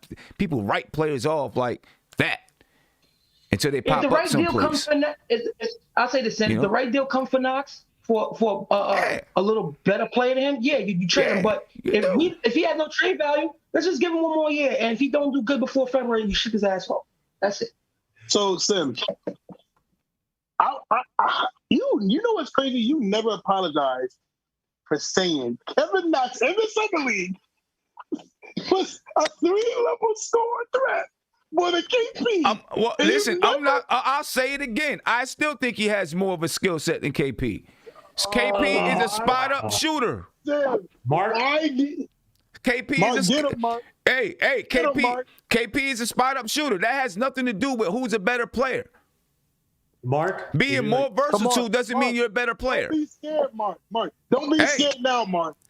He don't have to be scared. That's not true. KP could shoot the three. Bro, he don't have to be. Mark don't have to be scared. I said it, and I'm gonna stand by it. I still think that that Kevin Knox can do things. I still think he's more versatile scorer. At what level? We all got the players that we like. Let's just keep it as that. But it is what it is. I'm just saying. Well, okay, I think he can get it off the backboard and dribble it up the floor. KP can't do that. I don't like this. Right? Mark, I need that. Neither one of them are really post up players. No, KP has better post up production than it's just that Carlisle stopped doing it because he tried to be all analytics and they dropped that crap and he started posting up a lot more. But Kevin Knox can't do that. I don't know what 3 level. No offense, Tim. I'm not trying to. All I'm saying is being a versatile. He brought it up. I didn't bring that up. He brought it up. No. What I'm saying is being versatile doesn't have to do with being a better player or having a certain level, a certain skill set. Doesn't mean that you're a better player. That's all I'm saying. I don't know. I just those think 3 years that we saw. Those 3 years that we saw from my guy putting it on the floor, shooting in people's face, I guess that just. No, I didn't say anything about a better player. I just think what I said in summer league is I think he's a more versatile player because he can get it off the backboard and take it coast to coast. He can shoot it from 3, and I thought that he would be able to post up as well. That's what I said. Can't take it off the backboard. You said thought, so that means he isn't. So that takes away one level because you said thought he could post up. Because I seen it in the summer league. So in that first year. That's not 3 level. Hold on. Because I seen it in the summer league. And I'm not going to back off of it. I still think that he can do those things and KP can't. Sim never going to let that. But so I will say this about Kevin Knox, right? I ain't scared of it. Yeah. I just don't. Yeah. Hold on. I ain't scared of it. Because there been some summer league stars, Sim. Where else have you seen Kevin Knox exhibited, like in just a game, where in this year or even last year? Or no, last year was 2 years ago. Whatever, he was a sophomore last year. Where have I seen it for like a stretch of games where you saw outside of the 3 game where he just got minutes? He was garbage. With Kevin Knox, to me, still, I think it's about maturity and confidence. I still think it's about maturity and confidence, and I really do think. I still think had the confidence. Yeah, you're right. KP had the maturity and the confidence. I think injuries. You're right. KP came in confident. Gave him a negative connotation. The injuries gave him a negative connotation, and I understand that. Listen, KP came in with confidence. Confidence goes a long way in what you do. You can be the most skilled player in the world, but if you don't have confidence, you won't be able to display it. I see a lot of players that have skills, a lot of skills, but then they lose their confidence somewhere along the way, and then it becomes a difficult task for them. And you know what? You know what I'm saying? But I still believe that kid is going to have a future in the NBA. I still think he's going to be a good player. I want to say this though. If you don't know where you're going on the floor, that helps you also lose confidence. I think Kevin Knox I'm sorry. I know what you're saying, Sim. It might be a thing where he goes to another team and he might take the Cameron Payne route and it actually become. I'm not saying he isn't one because they talk about him working out in the gym and that stuff. I'm saying I don't know. I don't know if he is or isn't. He may not be a student of the game where he's watching, he's understanding on a high level. If you can't do that and you don't have the natural ability, like he can't just talk about the gym like Ricky Davis, then he's as good as I get it, but you know what? But look, he's 21. Just turned 21. He still got time to get that part of the game. We'll see if he does, right? We'll see if he does. He's been in the league, what? Boy, this is 4 years. 3 years. Next year will be his 4th year.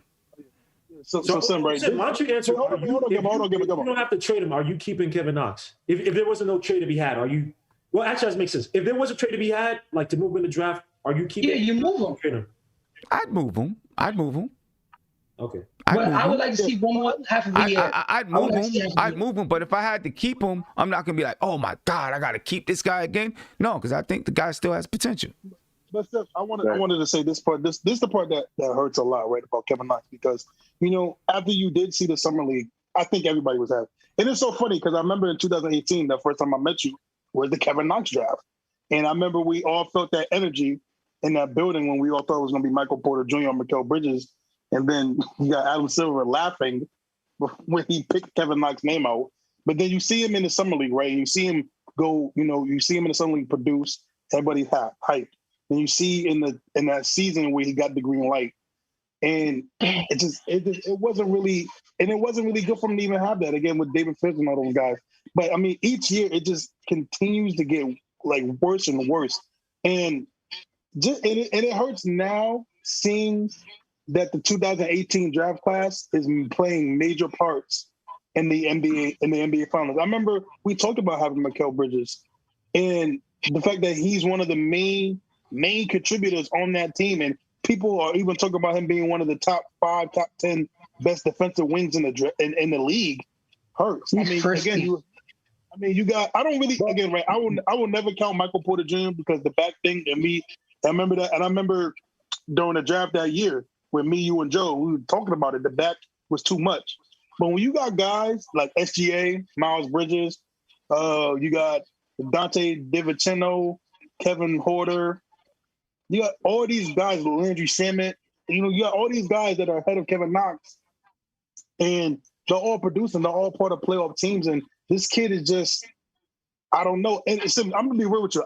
I get what you and Mark are saying, but me personally, I don't think Kevin Knox is an NBA player. I don't. And disagree. I say that because hold on. I won't go that far. Let's see. I know all the time people bring up Mikal Bridges. Let's see what Kevin Knox is when he's 24 years old. I was about to say, he is not going to be Mikal Bridges. I can almost guarantee he's not going to be Mikal Bridges. He can't average 13 points a game? Well, here's the thing, though. Mikal Bridges he came from a team with a lot of. He averaged 14 as a rookie. That Villanova team has a lot a lot of good players. They had 14. He averaged 12. Dylan Brunson. So Villanova players are just smart players. They have Jamie Wright. I mean, I don't know if Kevin Knox would ever have that time to actually grow into a program and learn it and not be on on. He would have to go to a team like OKC. So he would have to go to a team like OKC where he has plenty of time to become a player of that sort. But he can't go to no win-down team and be productive. No. Sim, can I ask you a question? If you take that corner 3 out, is Kevin Knox an NBA player? Take that corner 3 out. He is, Isaiah. But check it out, because sometimes. I mean, that's the. But okay, take away Mikal Bridges' shot. That's the stupidest thing. That's the dumbest thing. You're asking someone to take away a part of their game and then say, can they play? Like, that's what they do. That's dumb. He get the post up, he get the defend on a high level. Yeah. Hey, let's put it like this. Let's see what Kevin Knox is at 24. Mikal Bridges, Mikal Bridges averages for his career is 10 points, 3 rebounds. Kevin Knox is what? If you do this, oh my God. I don't care. I don't care what you're gonna say or what you're gonna do. I'm gonna do it. Yeah, do the points. Kevin Knox is 8 points, 3 rebounds, and he barely plays. Do the percentages. And they both played for sorry teams until this season. So let's see what Kevin Knox is at 24. Can you do the percentages? Kevin Knox, for his career, shooting 34%, 35% from the 3-point line. In the field. That's good. That's NBA. That's above NBA. That's NBA. That's NBA average. What's the field? He's shooting 40% from the field.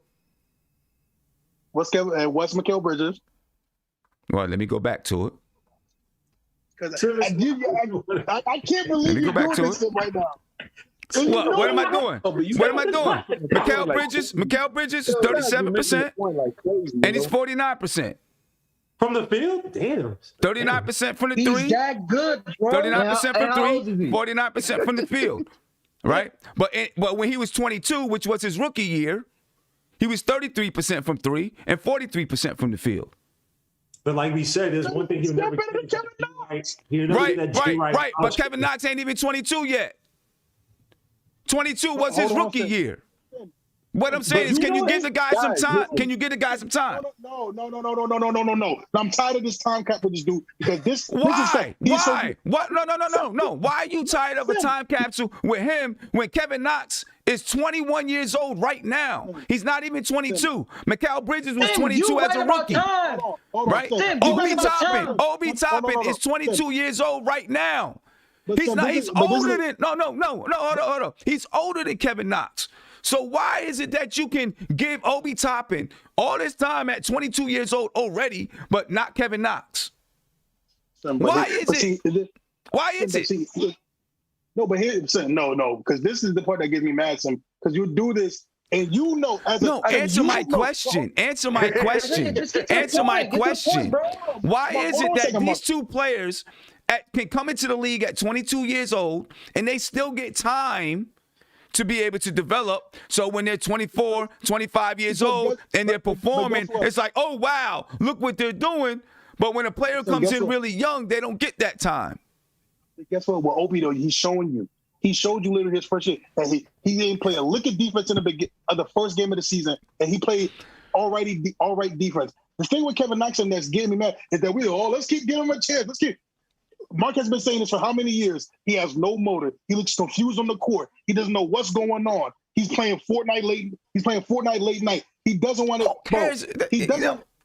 He's 21 years old. Give the man a chance to get to 24 before you say. You know what, Tim? It actually Wait, Sam, as a coach, hold on. As a coach, because everybody says as a coach with you see Kevin Knox. Does he have it? I believe I've said, how many times have I said I still think he's going to be a good NBA player? How many times have I said it? How many more times you want me to say it? Let's put it like this. Hold on. Let's put it like this. Let's put it like this. Kevin Knox has mad skill. Let's put it like this. Let's put it like this. I think that's ridiculous. Because you mentioned me as a coach. I have a player. She started playing varsity in the 8th grade. Right? She started playing varsity in the 8th grade. A whole lot of stuff she didn't get. She's going to be a junior this season. And there's still a lot of stuff that she don't get. A lot of stuff that I'm trying to teach her what to do and how to play the game. And she can be more productive. She came in very, very young. So someone who's a senior right now, and they get all of these things, and they're 2 to 3 years older than her, I'm not comparing her to that person. Because they have a difference in mindset. They have a difference in maturity. Right? But people are saying, well, she's been playing varsity for 3 years already. Yeah, but she started when she was in the 8th grade. I'm just saying, everybody's impressed with Mikal Bridges. He's a good basketball player. He's doing a lot of work. Let's see where Kevin Knox is when he's 24 years old. But Sim, he won't be in the league. That's the payoff, though, right? When you leave college early, and granted, yes, make your money, but when you leave college early, that clock is already ticking. That if you don't flash, where it's like, yo, bro, I see something in him.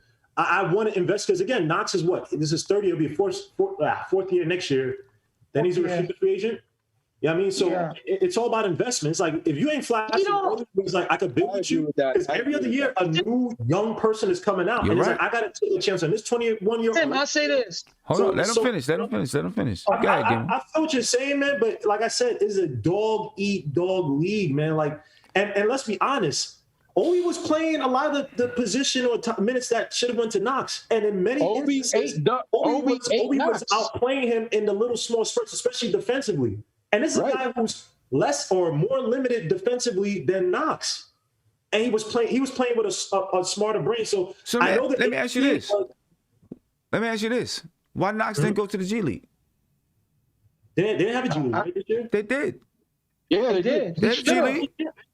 I thought he did. He should have. Because DSJ was supposed to go to G-League. You're right. Oh, before he got traded. Right. How come Knox didn't go to G-League? To be honest, how come Frank didn't go to G-League? How come Frank didn't go to G-League? Well, for Knox, that's also a lot. Also, you can have bad advisors. That I think is very important, that a lot of people don't realize, that being on the practice floor with the main team is very important. And even though we didn't see it in the games, I think Kevin Knox learned a lot He learned a lot, even being on the practice floor with the main team. And when he came into the game, he showed a lot of improvement. He showed a lot of defensive improvement. I just think that Tom Thibodeau garbage sound, Eddie. Can you let him finish? Yes, Isaiah, please, bro. I think Tom Thibodeau is so hard-nosed that it doesn't let you, as a regular person, as a regular fan, see the improvements in such players. But in the practice field, we can see if these players are playing hard, are playing defensively, are playing the schemes. I will go back to Guillermo's point where a dog-eat-dog world where Obi Toppin literally ate Kevin Knox's minutes, because I see the organization sees Kevin Knox as a 4 and not a 3. Because if they would have seen him as a 3, he would have gotten way more minutes than he did. And the only minutes that he did get was when Obi Toppin was benched and they put Kevin Knox in, him as the 4. So that's a situation. And to the point that I was going to try to prove when we came to the Knox, but everybody, went all over the place, was in the draft process, I think that the New York Knicks had their eyes set, like completely set on Isaac Okoro. I think that some of these things leak. You know what I'm saying? Because it was between the Cavaliers and the Knicks. Is whoever the Cavaliers picked, the Knicks were going to pick the other player. If Cavaliers went with Obi, they were going to pick Isaac Okoro. Nah, Obi was the guy, bro. If he dropped there, but I think they were probably. Obi was the guy. Obi was the guy the whole time, bro. Who was this? Obi was. They were thinking about trading up. They were thinking about trading up to go get Obi. They wanted him. I don't believe that. There was a lot of talk before the draft where they were talking about Isaac Okoro. And to me, Isaac Okoro was the prototypical Jimmy Butler clone. And we all know did you see how Tom Thibodeau loves these he doesn't stray from these types of things. That if that's one bad thing I can say about him, he's really set in his ways, just like old people are, you know what I'm saying? They're really set in their ways. And I think he was the clone of a Jimmy Butler.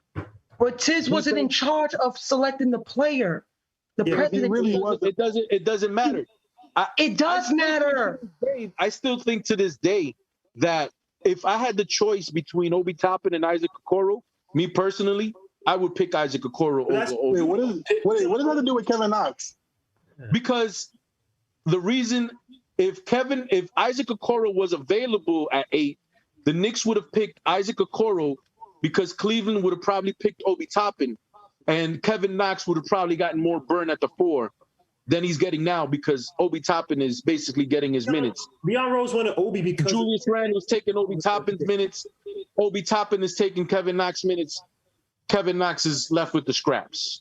So wait, hold on. Wait, Guillermo, hold on. So Kevin Knox isn't playing because of Isaac Okoro.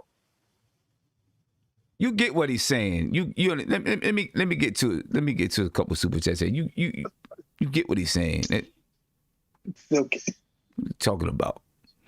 No, what am I talking about? Big shout out to Justice Hernandez. Thank you for the super chat. He said there's not enough room for Knox on his team where it's trying to win. Send him to a team that's rebuilding. That way he can have a fresh start. We'll see. That might end up being the case. And Marty Knicks, thank you for the super chat. I appreciate the super chat there. Let me get to a phone call here. Caller, you live. What's popping? What's your name? Where you from?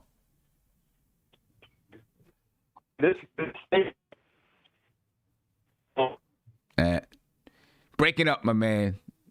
Stop buying your cell phones from Isaiah because it ain't working. First of all, you buy your cell phones from me, you're going to get coverage everywhere. Sim, ask about me. I got a question. Yeah. Nobody cares, mate. No, I'm joking. So Sim, talking about Knox, it seems like from what you're saying, you feel like, he's still got some room to grow, and more likely you're probably, unless there's a deal on the table, you're an advocate of keeping him, instead of giving him a fresh start with the Knicks, because he's still got youth on his side and he's still learning the game. et cetera, et cetera. Where do you think, how is he going to go from not really being in the rotation to cracking the rotation? Like, what do you think? Well, how do you? Right now, we don't have a rotation. So, they'll see. Do you feel like Tibbs has enough confidence in him going forward to put him in a rotation? Because how do you go from not being in a rotation to all of a sudden being in the good graces and getting back into a rotation?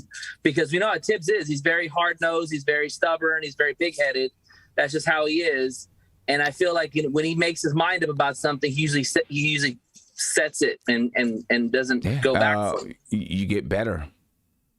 That's really all you can do. You get better. You figure out what it is. He plays who's consistent. That's been him the whole time. He plays who's consistent. That's it. You figure out why is it that coach sat me, and how do I fix that problem? That's really it. A lot of people don't understand. You know what made Jimmy Butler get minutes? Was just his defense and his effort, because his offense was nothing. His offense was zero at the time. Yep. So if you show effort and try, then you'll get the spot to play with Tim. That's how he is. So you go ahead, Nick. I was gonna say, is he still eligible to play on the summer league, Sim? Yeah, you can. I think anybody can play in the summer league, right? Yeah, you can. Remember no. I think there's an age limit after summer league. No, you can play. I think it's a 5th year, maybe. I think you can play. Ron Artest played 1 year. Yeah, this is why weird hair bun. He's like 30-something. He's there every year. Yeah. Oh, yeah. Actually, remember Track the Trailer who hurt KP in his first game? Oh, wow. Right. Yeah, we see KP for 14 minutes in his first I remember that. Yeah. Well, summer league game. It's been like 30, right? Yo, why you always gotta come on, man? KP, bro. What's with you, man? Hey, if anything, this was me like Jesus Christ. I was hurt by that, man. Like that wasn't was coming at man. him. Y'all make me depressed, man. Y'all really do, man. He wasn't coming at him. Yo. He was just saying he wanted to see KP play. Yeah, Track the Trailer, 300 pounds. I'm like, yo. No, I'm just scarred by injury, bro. I'm like, yo, why is he in the game playing? That's no what I'm saying. Yo, Mark, I'm gonna tell you something after the show, Mark, because you're gonna go on a rant if I tell you what I heard about KP. I don't go on rants no more. I tell the truth. Let me get you another super chat. Ishmael Rivas, thank you for the super chat. He said Knox is a bust. He belongs in China. He ain't an NBA player. We need to admit he isn't an NBA player. His ceiling is Anthony Bennett. Oh, wow. Yo. I think Bennett is worse than him. I'm not gonna say Knox is a bust. It's just that he's on a team right now in New York where last year we made the playoffs. We basically surprised the entire league and the entire New York City. But he's on a team where there's not enough room for him to play. There's not enough room. RJ Barrett is going to play over 35 minutes a game. Randall, he's going to play his minutes, and whoever else. Knox, there's not enough room for Knox to be on this team. Unless there's a good offer out there, he got to be on a team where, the only team I could think about. OKC. Maybe. But other than OKC, the only other team I could think about where they shuffle the lineup to find that consistent lineup would be a Detroit Pistons team. They got more talent. He would not find minutes there. No way. He's not playing. No. Because Justin, he's not. I don't think he's not better than Sadiq Bey. At this point right now, I know he's young. I'm not saying nothing that he's a bust right now, but on a New York Knicks team where there's a lot of players that are over him right now, he's not going to find that 25-minute a game. The way the Knicks season went, Tom Thibodeau was going to go full throttle because he was doing something that no one thought was going to happen. And I understand that because you're going to play who's ever productive. Whoever's not productive in the time I give you, I'm sorry. I'm not jeopardizing this winning season for nobody. And that's how Tibbs ran it. That's how he ran it. And to be honest with you, Justin, it's about to be over for the Pistons dream because they're about to get Cade Cunningham and they already got Sadiq Bey and Jeremy Grant. They ain't worried about no Kevin Knox. I mean, I'm just thinking about a team where they're gonna shuffle their lineup to find that. Did you see OKC? Did you see OKC roster? I mean, They've been shuffled. OKC, yeah, that's true. Play my boy Poku. That's my boy. I mean, because he's not going to play 25 minutes a game, and I think if he plays at least 25, that's when you're going to see what he has. Yeah, thank you, Eddie. What'd you say, Justin? No, that I'm saying that he's not going to play Knox as far as Kevin Knox in New York is concerned. He's not going to be a 25-minute guy and better in this lineup, and that's where you're going to, in my opinion, that's where we're going to, the league at least, can see what he's made of if he plays those consistent type of minutes. Because these minutes where he's coming in and, with 2 minutes left in the quarter, you're not going to see what he's all about. That's what I'm saying about Knox. If he could go to a team where he could play 20, 25, then okay, then you can see what he has. But right now in New York City, it's not going to happen right now. And Sam, can I ask you a question, because this is the confusing part about thinking Kevin Knox is an NBA player, right? If Alonzo Trier can't get back in the NBA, he can't get back in the NBA. Why do you think Kevin Knox is going to be good? Please tell me this. Because maybe Alonzo Trier wasn't about skill. Attitude. Maybe there's more to the story than just basketball skill. Hey, Isaiah, how old is Alonzo Trier? What does it matter? Right. How old is he? What, 24, 25? I mean, he might be 20. Yeah, he might be older than that right now. I ain't gonna front him when he played for us. When I seen his stats shooting over 50%, I said, "Oh, he kind of." But could he really play? I think he could play in the NBA, but I think it's more than it's something about him that teams. It might be, but the point I'm saying is that okay. At least with Alonzo Trier, it might have been his attitude, or it might be something off the court. But his skill's there to play in the NBA. Kevin Knox's skill right now, currently, as we speak, right now, from what we've seen, the large sample size that we have, 3-4 years, it's not there at the NBA level. His motor's not there at the NBA level. His mental's not there at the NBA level.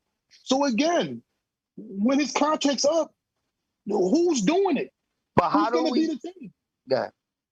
Because no, I'm just saying that just because three things is not there. 3 things is not there to be an NBA player. Like Guillermo said, each year there's more dogs. This draft class. I think a team is going to take a chance on him because of his shooting motion, bro. Like it's the shooting motion why I would consider keeping him half a season if he doesn't improve. This is the new NBA. Mark, this is the new NBA. Everybody can shoot. Not everybody can shoot. Obviously, that's not true. That's obviously not true. But let me tell you something. When you watch the NBA, hold on, Isaiah. When you watch these teams, they take a lot of bad shots, bro. They're just hoisting 40, 50 threes a game. It is bad for basketball, bro. When I'm watching them, there's certain people that should not be shooting threes that take threes. That don't mean that they're shooters, bro. That don't mean that they're shooters. They're just taking the three, bro. But Mark, do y'all think Kevin Knox is going to be open on the corner three every possession? He's not gonna. But he still has a potential of being a decent shooter because of his stroke, bro. You see how he can shoot the ball when he's hot, when he can get hot. A team will probably take him, but if he doesn't show and improve, it's a different story. But if you're looking at a 6'8" guy, and you're a team that's not winning or has a chance to develop him, you're still going to do it because he's a project. That's what he's coming like. He was a project, but he has shooting touch. You can't teach shooing touch, bro. Simple as that. Mark. Hold on, Mark. As a GM, I want to ask you a question. As a GM, yeah, you're going to give Kevin Knox, let's say bare minimum, $2 million, $3 million. If I'm OKC, I'm going. Hold on, Mark.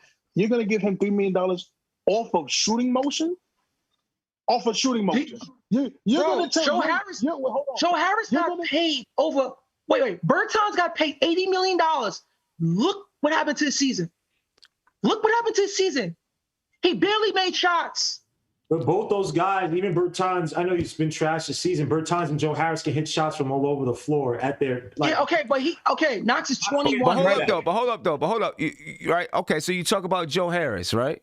You guys know his history, right? I'm sure you do. You studied it. He couldn't make a shot, bro. I mean, in the front, he came into the league at 23 years old. He came into the league at 23 years old. And he worked himself there. Himself there. Knox is 21, bro. He's 21. He has potential in his stature. He can still be a decent NBA role player if his shot is consistent. Simple as that. Because I mean, Joe Harris' first few years in the league, he wasn't playing. Yeah, but that's if he doesn't, hold on. Right? That's not the same thing, though. It ain't like Knox ain't playing now. Like, it'd be one thing. Look, if Knox was undrafted, I don't get. Of course, he's cheap. But Knox got drafted first. Like, we're comparing Joe Harris and guys with nothing. But that's different. I get it. So it's his draft status is the reason why Isaiah is saying that he's not an NBA player. So that's the reason because of his draft status. Don't do that, son, because you got to hold on to that. But the expectations I will put on Knox to be this and that, and then you compare it to his draft guys versus if you put like this, if Knox wasn't drafted by us, drafted by somebody else, and did well, we'd be like, yeah, of course, just give us. So yeah. He's not from his original. Wait, Gimba, hold on a second, Gimba, because somebody got to mute you because it's too loud. Yeah, someone got not me, but someone got. You know what I mean? So it's like Knox is going to benefit someone else, and are we going to sit there with the check and be like, okay, yeah, we helped him get better for somebody? No, I'm not talking about that. I'm talking about people saying that he doesn't belong. He's not an NBA player. He's not going to play in the NBA. Might be Mark. I think Sim, he's going to have to. He might have to do the Cameron Payne route and probably develop some of the other parts and understanding of the game that he didn't get in college because he left, after 1 year. He might. Right? I think the Knicks. I think we dropped the ball on Kevin Knox the moment we drafted him. I agree. But also, the moment we drafted Kevin Knox, my thought process. I'm sorry, go ahead. Wait, hold on. My bad, Justin. My bad. The moment we drafted Kevin Knox, for me, my thought process was you drafted Kevin Knox on a rebuilding team at that time. You got to have him be a starter. I don't care if he made mistakes as a rookie, as a starter. You had to. Isn't that the truth? You didn't draft him to start? But he did start, though. A few games, he started a few games here, a few games there, back to the bench, a few games here, back to the bench. That's not learning. And that's killing your confidence. I'm going to start for Monday and Tuesday, and Wednesday and Thursday, I'm back on the bench.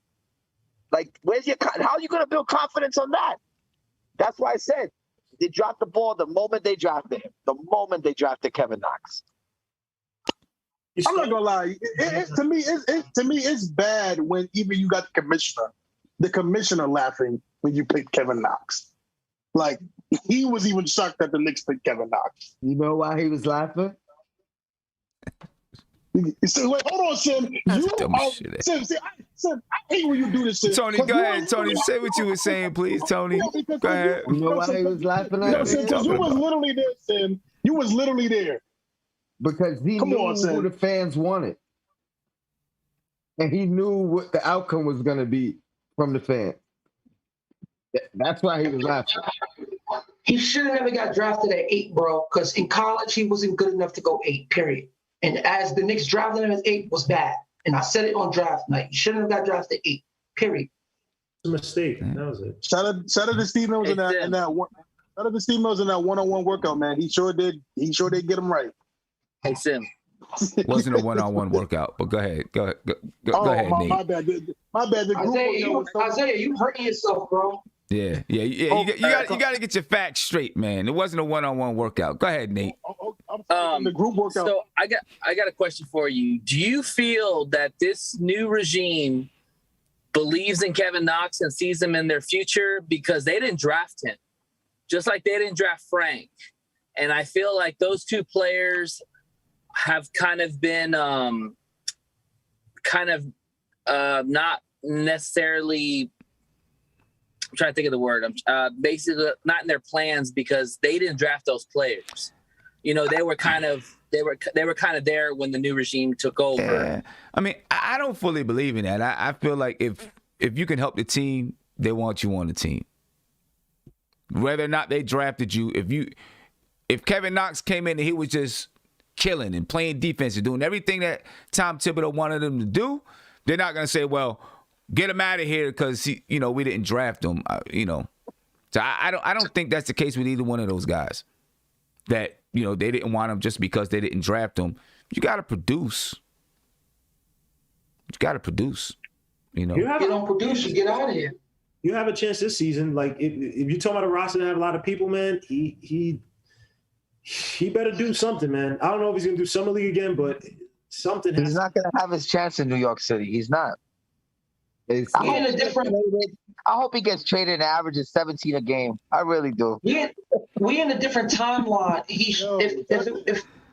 If he would produce this year, he'd be part of rotation. But we in a different timeline, and they're looking to move forward with this team as much as possible. If he's not gone and he has half a season to show, you trade him. But he's still gonna get an offer somewhere, but it ain't gonna be crazy. No, I think Justin. Justin, I promise you, Justin. What happened? What are they gonna do in 2023? Because the reason they got rid of these players coming out of high school is because people weren't ready to wait for these guys to develop into who they was gonna become.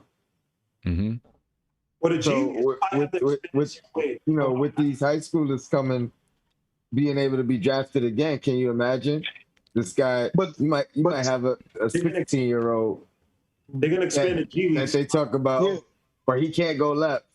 Oh, what you know what I mean? Like, but Tony though, guys develop, man. Become like but Tony farm system. They're gonna expand the G League, probably put a lot more resources. Because you're right, Tony. There's gonna be some star is like, yo, bro, that's the next KD, but he's 16. There's no way he's playing the NBA. I'm gonna put him in the G. I'm gonna draft him, stash in the G League for 3 years, whatever. They're probably gonna poach a lot more. And that's probably why they're giving the college kids their likenesses, they're using stuff. Mm-hmm. They're probably gonna start poaching a lot more college talent in terms of coaches to come and just basically run your college system for our G League system. So yeah, 2023 is gonna be fun, man.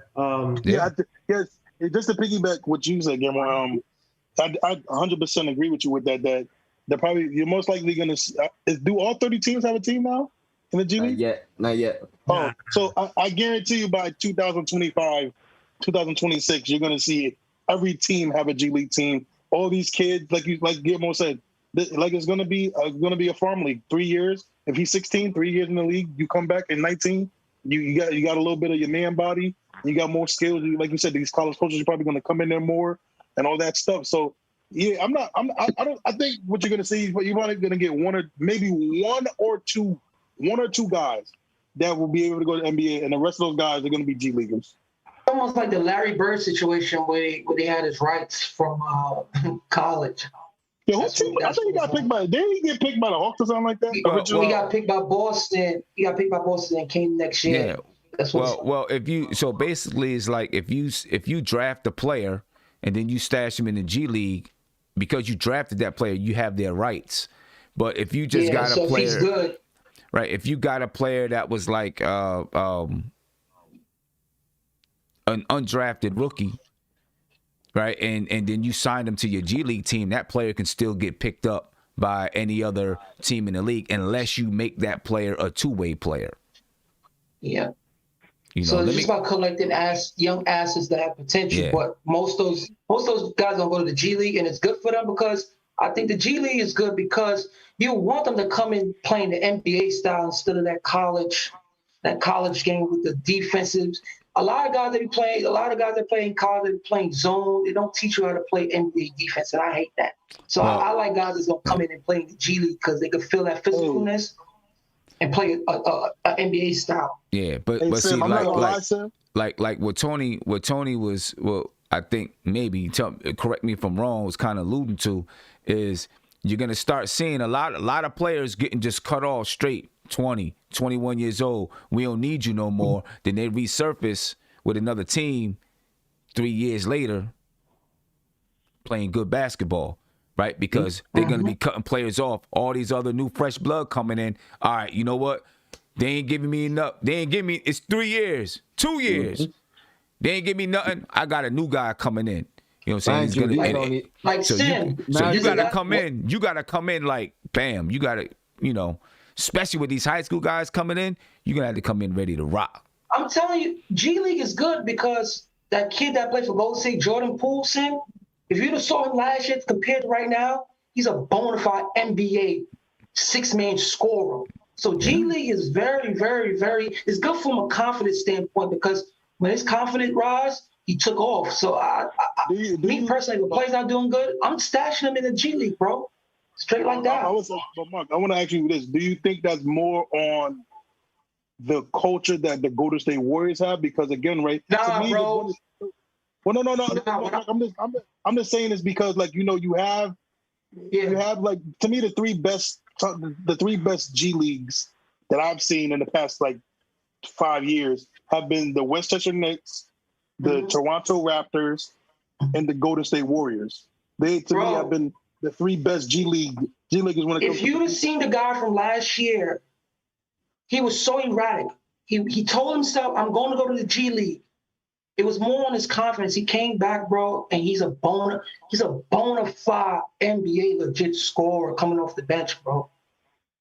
But I agree with that because it's him. But I'm saying, do you think that has to also do with the culture and the coaching staff of the Golden State Warriors helping them get right? Because again, right, you have Steve Kerr, those guys, and you have Steph Curry and them helping them, and you got Draymond Green, that's a big brother to a lot of the big men on the Golden State Warriors. So I'm saying, that has a lot of role, but it was up to him. He took himself to the G League because he knew he wasn't good enough. So an option like that for a young player to think like that, that means your confidence, it ain't shattered. It's just you want to refine the game. And if you watch him come from last year to this year, a whole different level of a player. And I wish Knox would have went down there. He should have went down there. Hold on, let me get to this phone call. Let me get to this phone call. Call you live. What's popping? Sam, it's pretty well. What's going on? What's going on with you, man? How you feeling? I'm good, man. I want to talk about this Kevin Knox thing. Talk about it. Here's the reality. I'm willing to have a conversation about what he is moving forward. But what I will not have a conversation about is that he deserved minutes over Reggie Bullock and Alec Burks last season. That's not that I can't have a debate with those people because both of those guys were more consistent than Kevin Knox. That's the reality. Mm-hmm. Now, moving forward, here's my thing. The way the Knicks play, I don't think it suits Knox very well. We are one of the worst teams up-tempo. Knox has shown me he can make corner threes. What he has not shown me, he can't put the ball on the floor. He premeditates a lot of his moves. And also, it takes him a while, Sam, to find flow. And he needs to be set up. And we don't have an elite point guard. So I don't see it right now. It's going to take a lot of work. I'm willing to give him this offseason. Because I like him personally. But I have not seen anything yet for me to believe that he can be a reliable rotation player. Maybe that will change. But I think it's on him. And I think it has to be done this offseason. And we also need an elite point guard, which we all know. But do you agree with me, Sim, about him premeditating moves and he can't really dribble and put it on the floor? Actually, I disagree with about him being able to put it on the floor.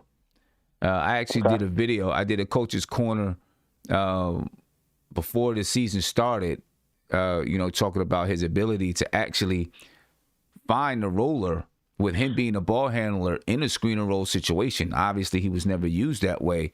But, there are a lot of examples of him and Mitch running the screen and roll and, him finding Mitch. And I also think he has better, passing ability than people probably realize. Eddie was talking about, the play that we've seen this year with him and Obi. Really, really good play. If you go back and you look at not this season, but the season before, and go find how many times he and Mitch hooked up on a pick and roll for oop to Mitchell Robinson. You'd be really, really surprised. You know, but now about things being upstairs and him actually having to go, you know, it's being up to him. That's 100%. I don't care what coaches you have on your team. Right. You know, I don't care who the developmental coaches are. You know, it's up to you. You know, a coach can give you the best drills in the world, the best drills ever invented. And, you know, if you don't do them, you're lackluster in doing them, you don't want to do it, you're not going to get better. You know what I mean? So, you know, it's up to him to find out, why am I not playing and what can I do to fix my issue in that area or areas or whatever it is. You know, and that's up to him 100%. That's what he's got to do. If not, then I'm with you, man. But like, my thing is this: look, Tibbs ain't perfect. We saw that in the playoffs. He made mistakes. There's no doubt. But Tibbs ain't a dummy. Okay, he played the right guys in the regular season. Mm-hmm. Without doubt. And Knox did not show to him or this staff that he deserved the minutes, because he got opportunities. There were some times where he slid in there, and he just didn't do enough. So my whole thing is, I'm with you, Sim. Let's give him this offseason. And also, I have not seen him in the post. I've asked for that. I'd like him to work on that because he is a big guy. And I just think in today's NBA, man, he's got to be so much more versatile. He is 21. We got to get an elite point guard, man. I really think it comes down to that, and it can unlock this whole team. And we can take it to the next level. It all starts with that. I know everybody wants to get rid of everybody. I do want to get rid of Frank, but that's a different conversation. Because he's got to stop Trey on that play, Sim. I know it was wrong for Tibbs to just Tim shouldn't have put him out there, though, man. But he's got to stop him still. No. Wait, hold on. Tim shouldn't have put him out there. Spray. Hold on. Wait. I agree. Spiro, you hear me, brother? Spiro, you can hear me? I agree. Hello, Spiro, you can hear me, bro? Frustrated. Yeah. He should be able to hear you, Isaiah. I can hear you. It's free. So, can I ask you a question? Absolutely. Do you ask a player coming off the bench to hit a game-winning shot?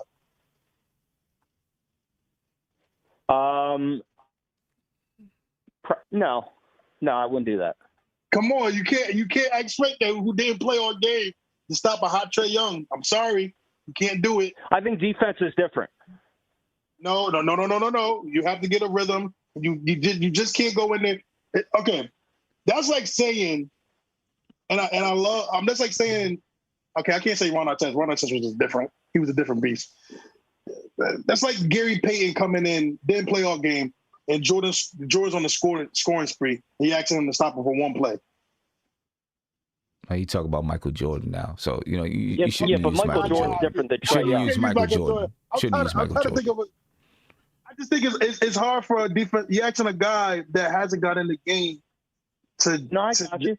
I know what you're saying, and I agree. I think it was he put him in a tough spot, but when you're Frank, and all of New York City believes and says, "This is your moment," I know you're cold. Get it done. This is your play. This is your game 7 for me to put on YouTube. Get the play done. That's a tough one, Spree. That's a tough one. Hey, my man, I appreciate you. I appreciate your call, man. Appreciate it. Spree was the best. Spree was the best, man. That's a tough one right there. I don't know. No. But I'm gonna tell you what. I'm gonna tell you what, and then I'm gonna get up out of here. I'm one person that doesn't feel that Frank is necessarily gone. I'm sorry. I think that there are a lot of circumstances, you know, that's going to take place with the Knicks. But let's say the Knicks end up getting a Damian Lillard. You're going to have some guys that can play defense and hit the three occasionally on the cheap. And Frank Ntilikina will hit that bill. I even said it prior to the year's end. I think they like him from a locker room standpoint. Even when he comes on the floor, sometimes he can be a leader defensively when he's in motion. But I think this season was more about keeping him away, so when the deal comes, they can work around with him. I don't know. I think they're gonna pay him a decent. I think they're gonna pay him for like 1 or 2 years at a good rate. Nothing over 8. Nothing over 8. No, well, no. 'Cause he's gonna- I think they're gonna renounce he's his gonna get rights. They're gonna renounce his rights. He's gonna get about like 5, 6, 7. Yeah, they'll renounce his rights. He'll get a chance to go out there, see what's happening out there, and then, if he's still available. Probably give him 2 years because Yeah. To me, that kid just has defensive. I just believe in his defensive prowess when it's used correctly, and someone just says, "I believe in you." I think it's a "I believe in you" standpoint with him because I watch him in FIBA basketball, and they let him play his game. I think he's just one of those players. You got to allow him to play his game and be okay with it. Period. Mark, I'm not gonna lie. It's like, Mark, FIBA Frank is a totally different Frank. It's a different breed, bro. It gives me hope with him. It's like with Marcus Smart. He does a lot of dumb stuff, but he does a lot of good. So it's like you got to live and die by these type of players if you believe in them. I like Frank because he wants to play defense. Well, I tell you, I just think that, he's going to get his chance to go out there, see how much he's worth on the market. And if somebody going to take him down, the Knicks, if the Knicks do end up getting, a whatever player or whoever, he'll be a good guy to get on the cheap that can play defense and knock down shots. Right now. I believe that he could return.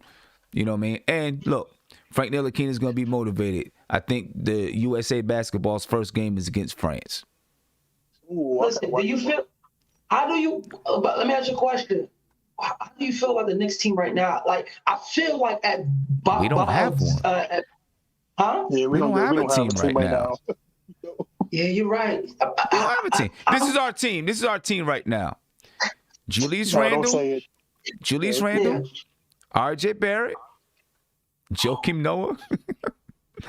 And his money supposed to come on. That's a good 5. We need that 5 back. Next year it comes off. Next year. Obi Toppin, Kevin Knox, Luka Vildoza, Immanuel Quickley, Mitchell Robinson, Novell Pell. So I'm just joking with Joakim Noah. So Julius Randle, RJ Barrett, Obi Toppin. We still paying them though. Kevin Knox, Luka Vildoza, Immanuel Quickley, Mitchell Robinson, and Novell Pell. My first thing is to give Randall the extension. If he signs it, it has to benefit us. We have to sign him. It's no ifs, ands, and buts about it. He played himself into a position where if we lose him, we can't lose that type of commodity because he's still a good player. Yeah. Let me get to this. Let me get to this phone call. Let me get to this phone call. Call you live. What's poppin'? Hey, something's going on. Hey, what's going on? I called you. Only thing to say was Hey, you breaking up bad. Hey, my man, you breaking up real bad, man. It's like real bad. Yeah, I can't even hear you. Breaking up real bad. That's my guy too. Breaking up, but he's breaking up real bad. Anyway, I'm about to get up out of here, man. I don't know, Isaiah. For some reason, you got an echo, Isaiah. I don't know why. I got the echo. Yeah. Oh, I've tried muting everybody, and every time I mute you is when the echo goes away. I don't know what's going on. If your headphones are up too loud, but I just muted you. In the beginning, it was me because I'm close to my window. But I just muted you, and I no longer hear the echo, so I don't know what's going on with it. But, ladies and gentlemen, is this better? I'm sorry, is this better? Yeah, it's a little better. No, hey, so I just heard myself when I said that. I just heard myself. Can I say one thing? Pack it up. There's one quick thing. It felt good tonight being with all y'all tonight, man. This was a great show. I love this one. One of my favorite ones. But this was a good one. That's it. This guy.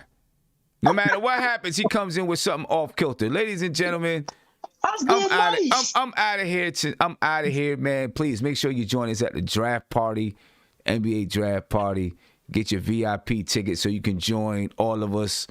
Oh, yeah, it's going to be lit, baby. At the party, right? The only way to really get a chance to hang out with the entire panel before everybody else comes in is to get the VIP ticket. All right? VIP ticket's $25.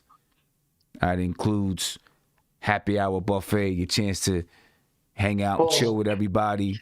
One free, not free, but one draft beer, but there'll be sample beer all night long. Obviously, you get a chance to buy drinks and stuff like that from the bar. It's going to be pretty dope. So please make sure that you get those tickets and meet us in Atlantic City. All right, because the tickets are going to go. There's a limited number of tickets. So as soon as them tickets sell out, it's done. It's a limited number of tickets, so make sure you get them tickets now before they're sold out. It's $25, ladies and gentlemen, for the VIP ticket. No, we're gonna have some fun, y'all. All right, it's gonna be pretty dope. So make sure you get out there. I appreciate you guys' time. I put the link in the chat, and see a good Friday chat, man. I'm out of here, man. That was a good conversation. Some people don't know what they're talking about.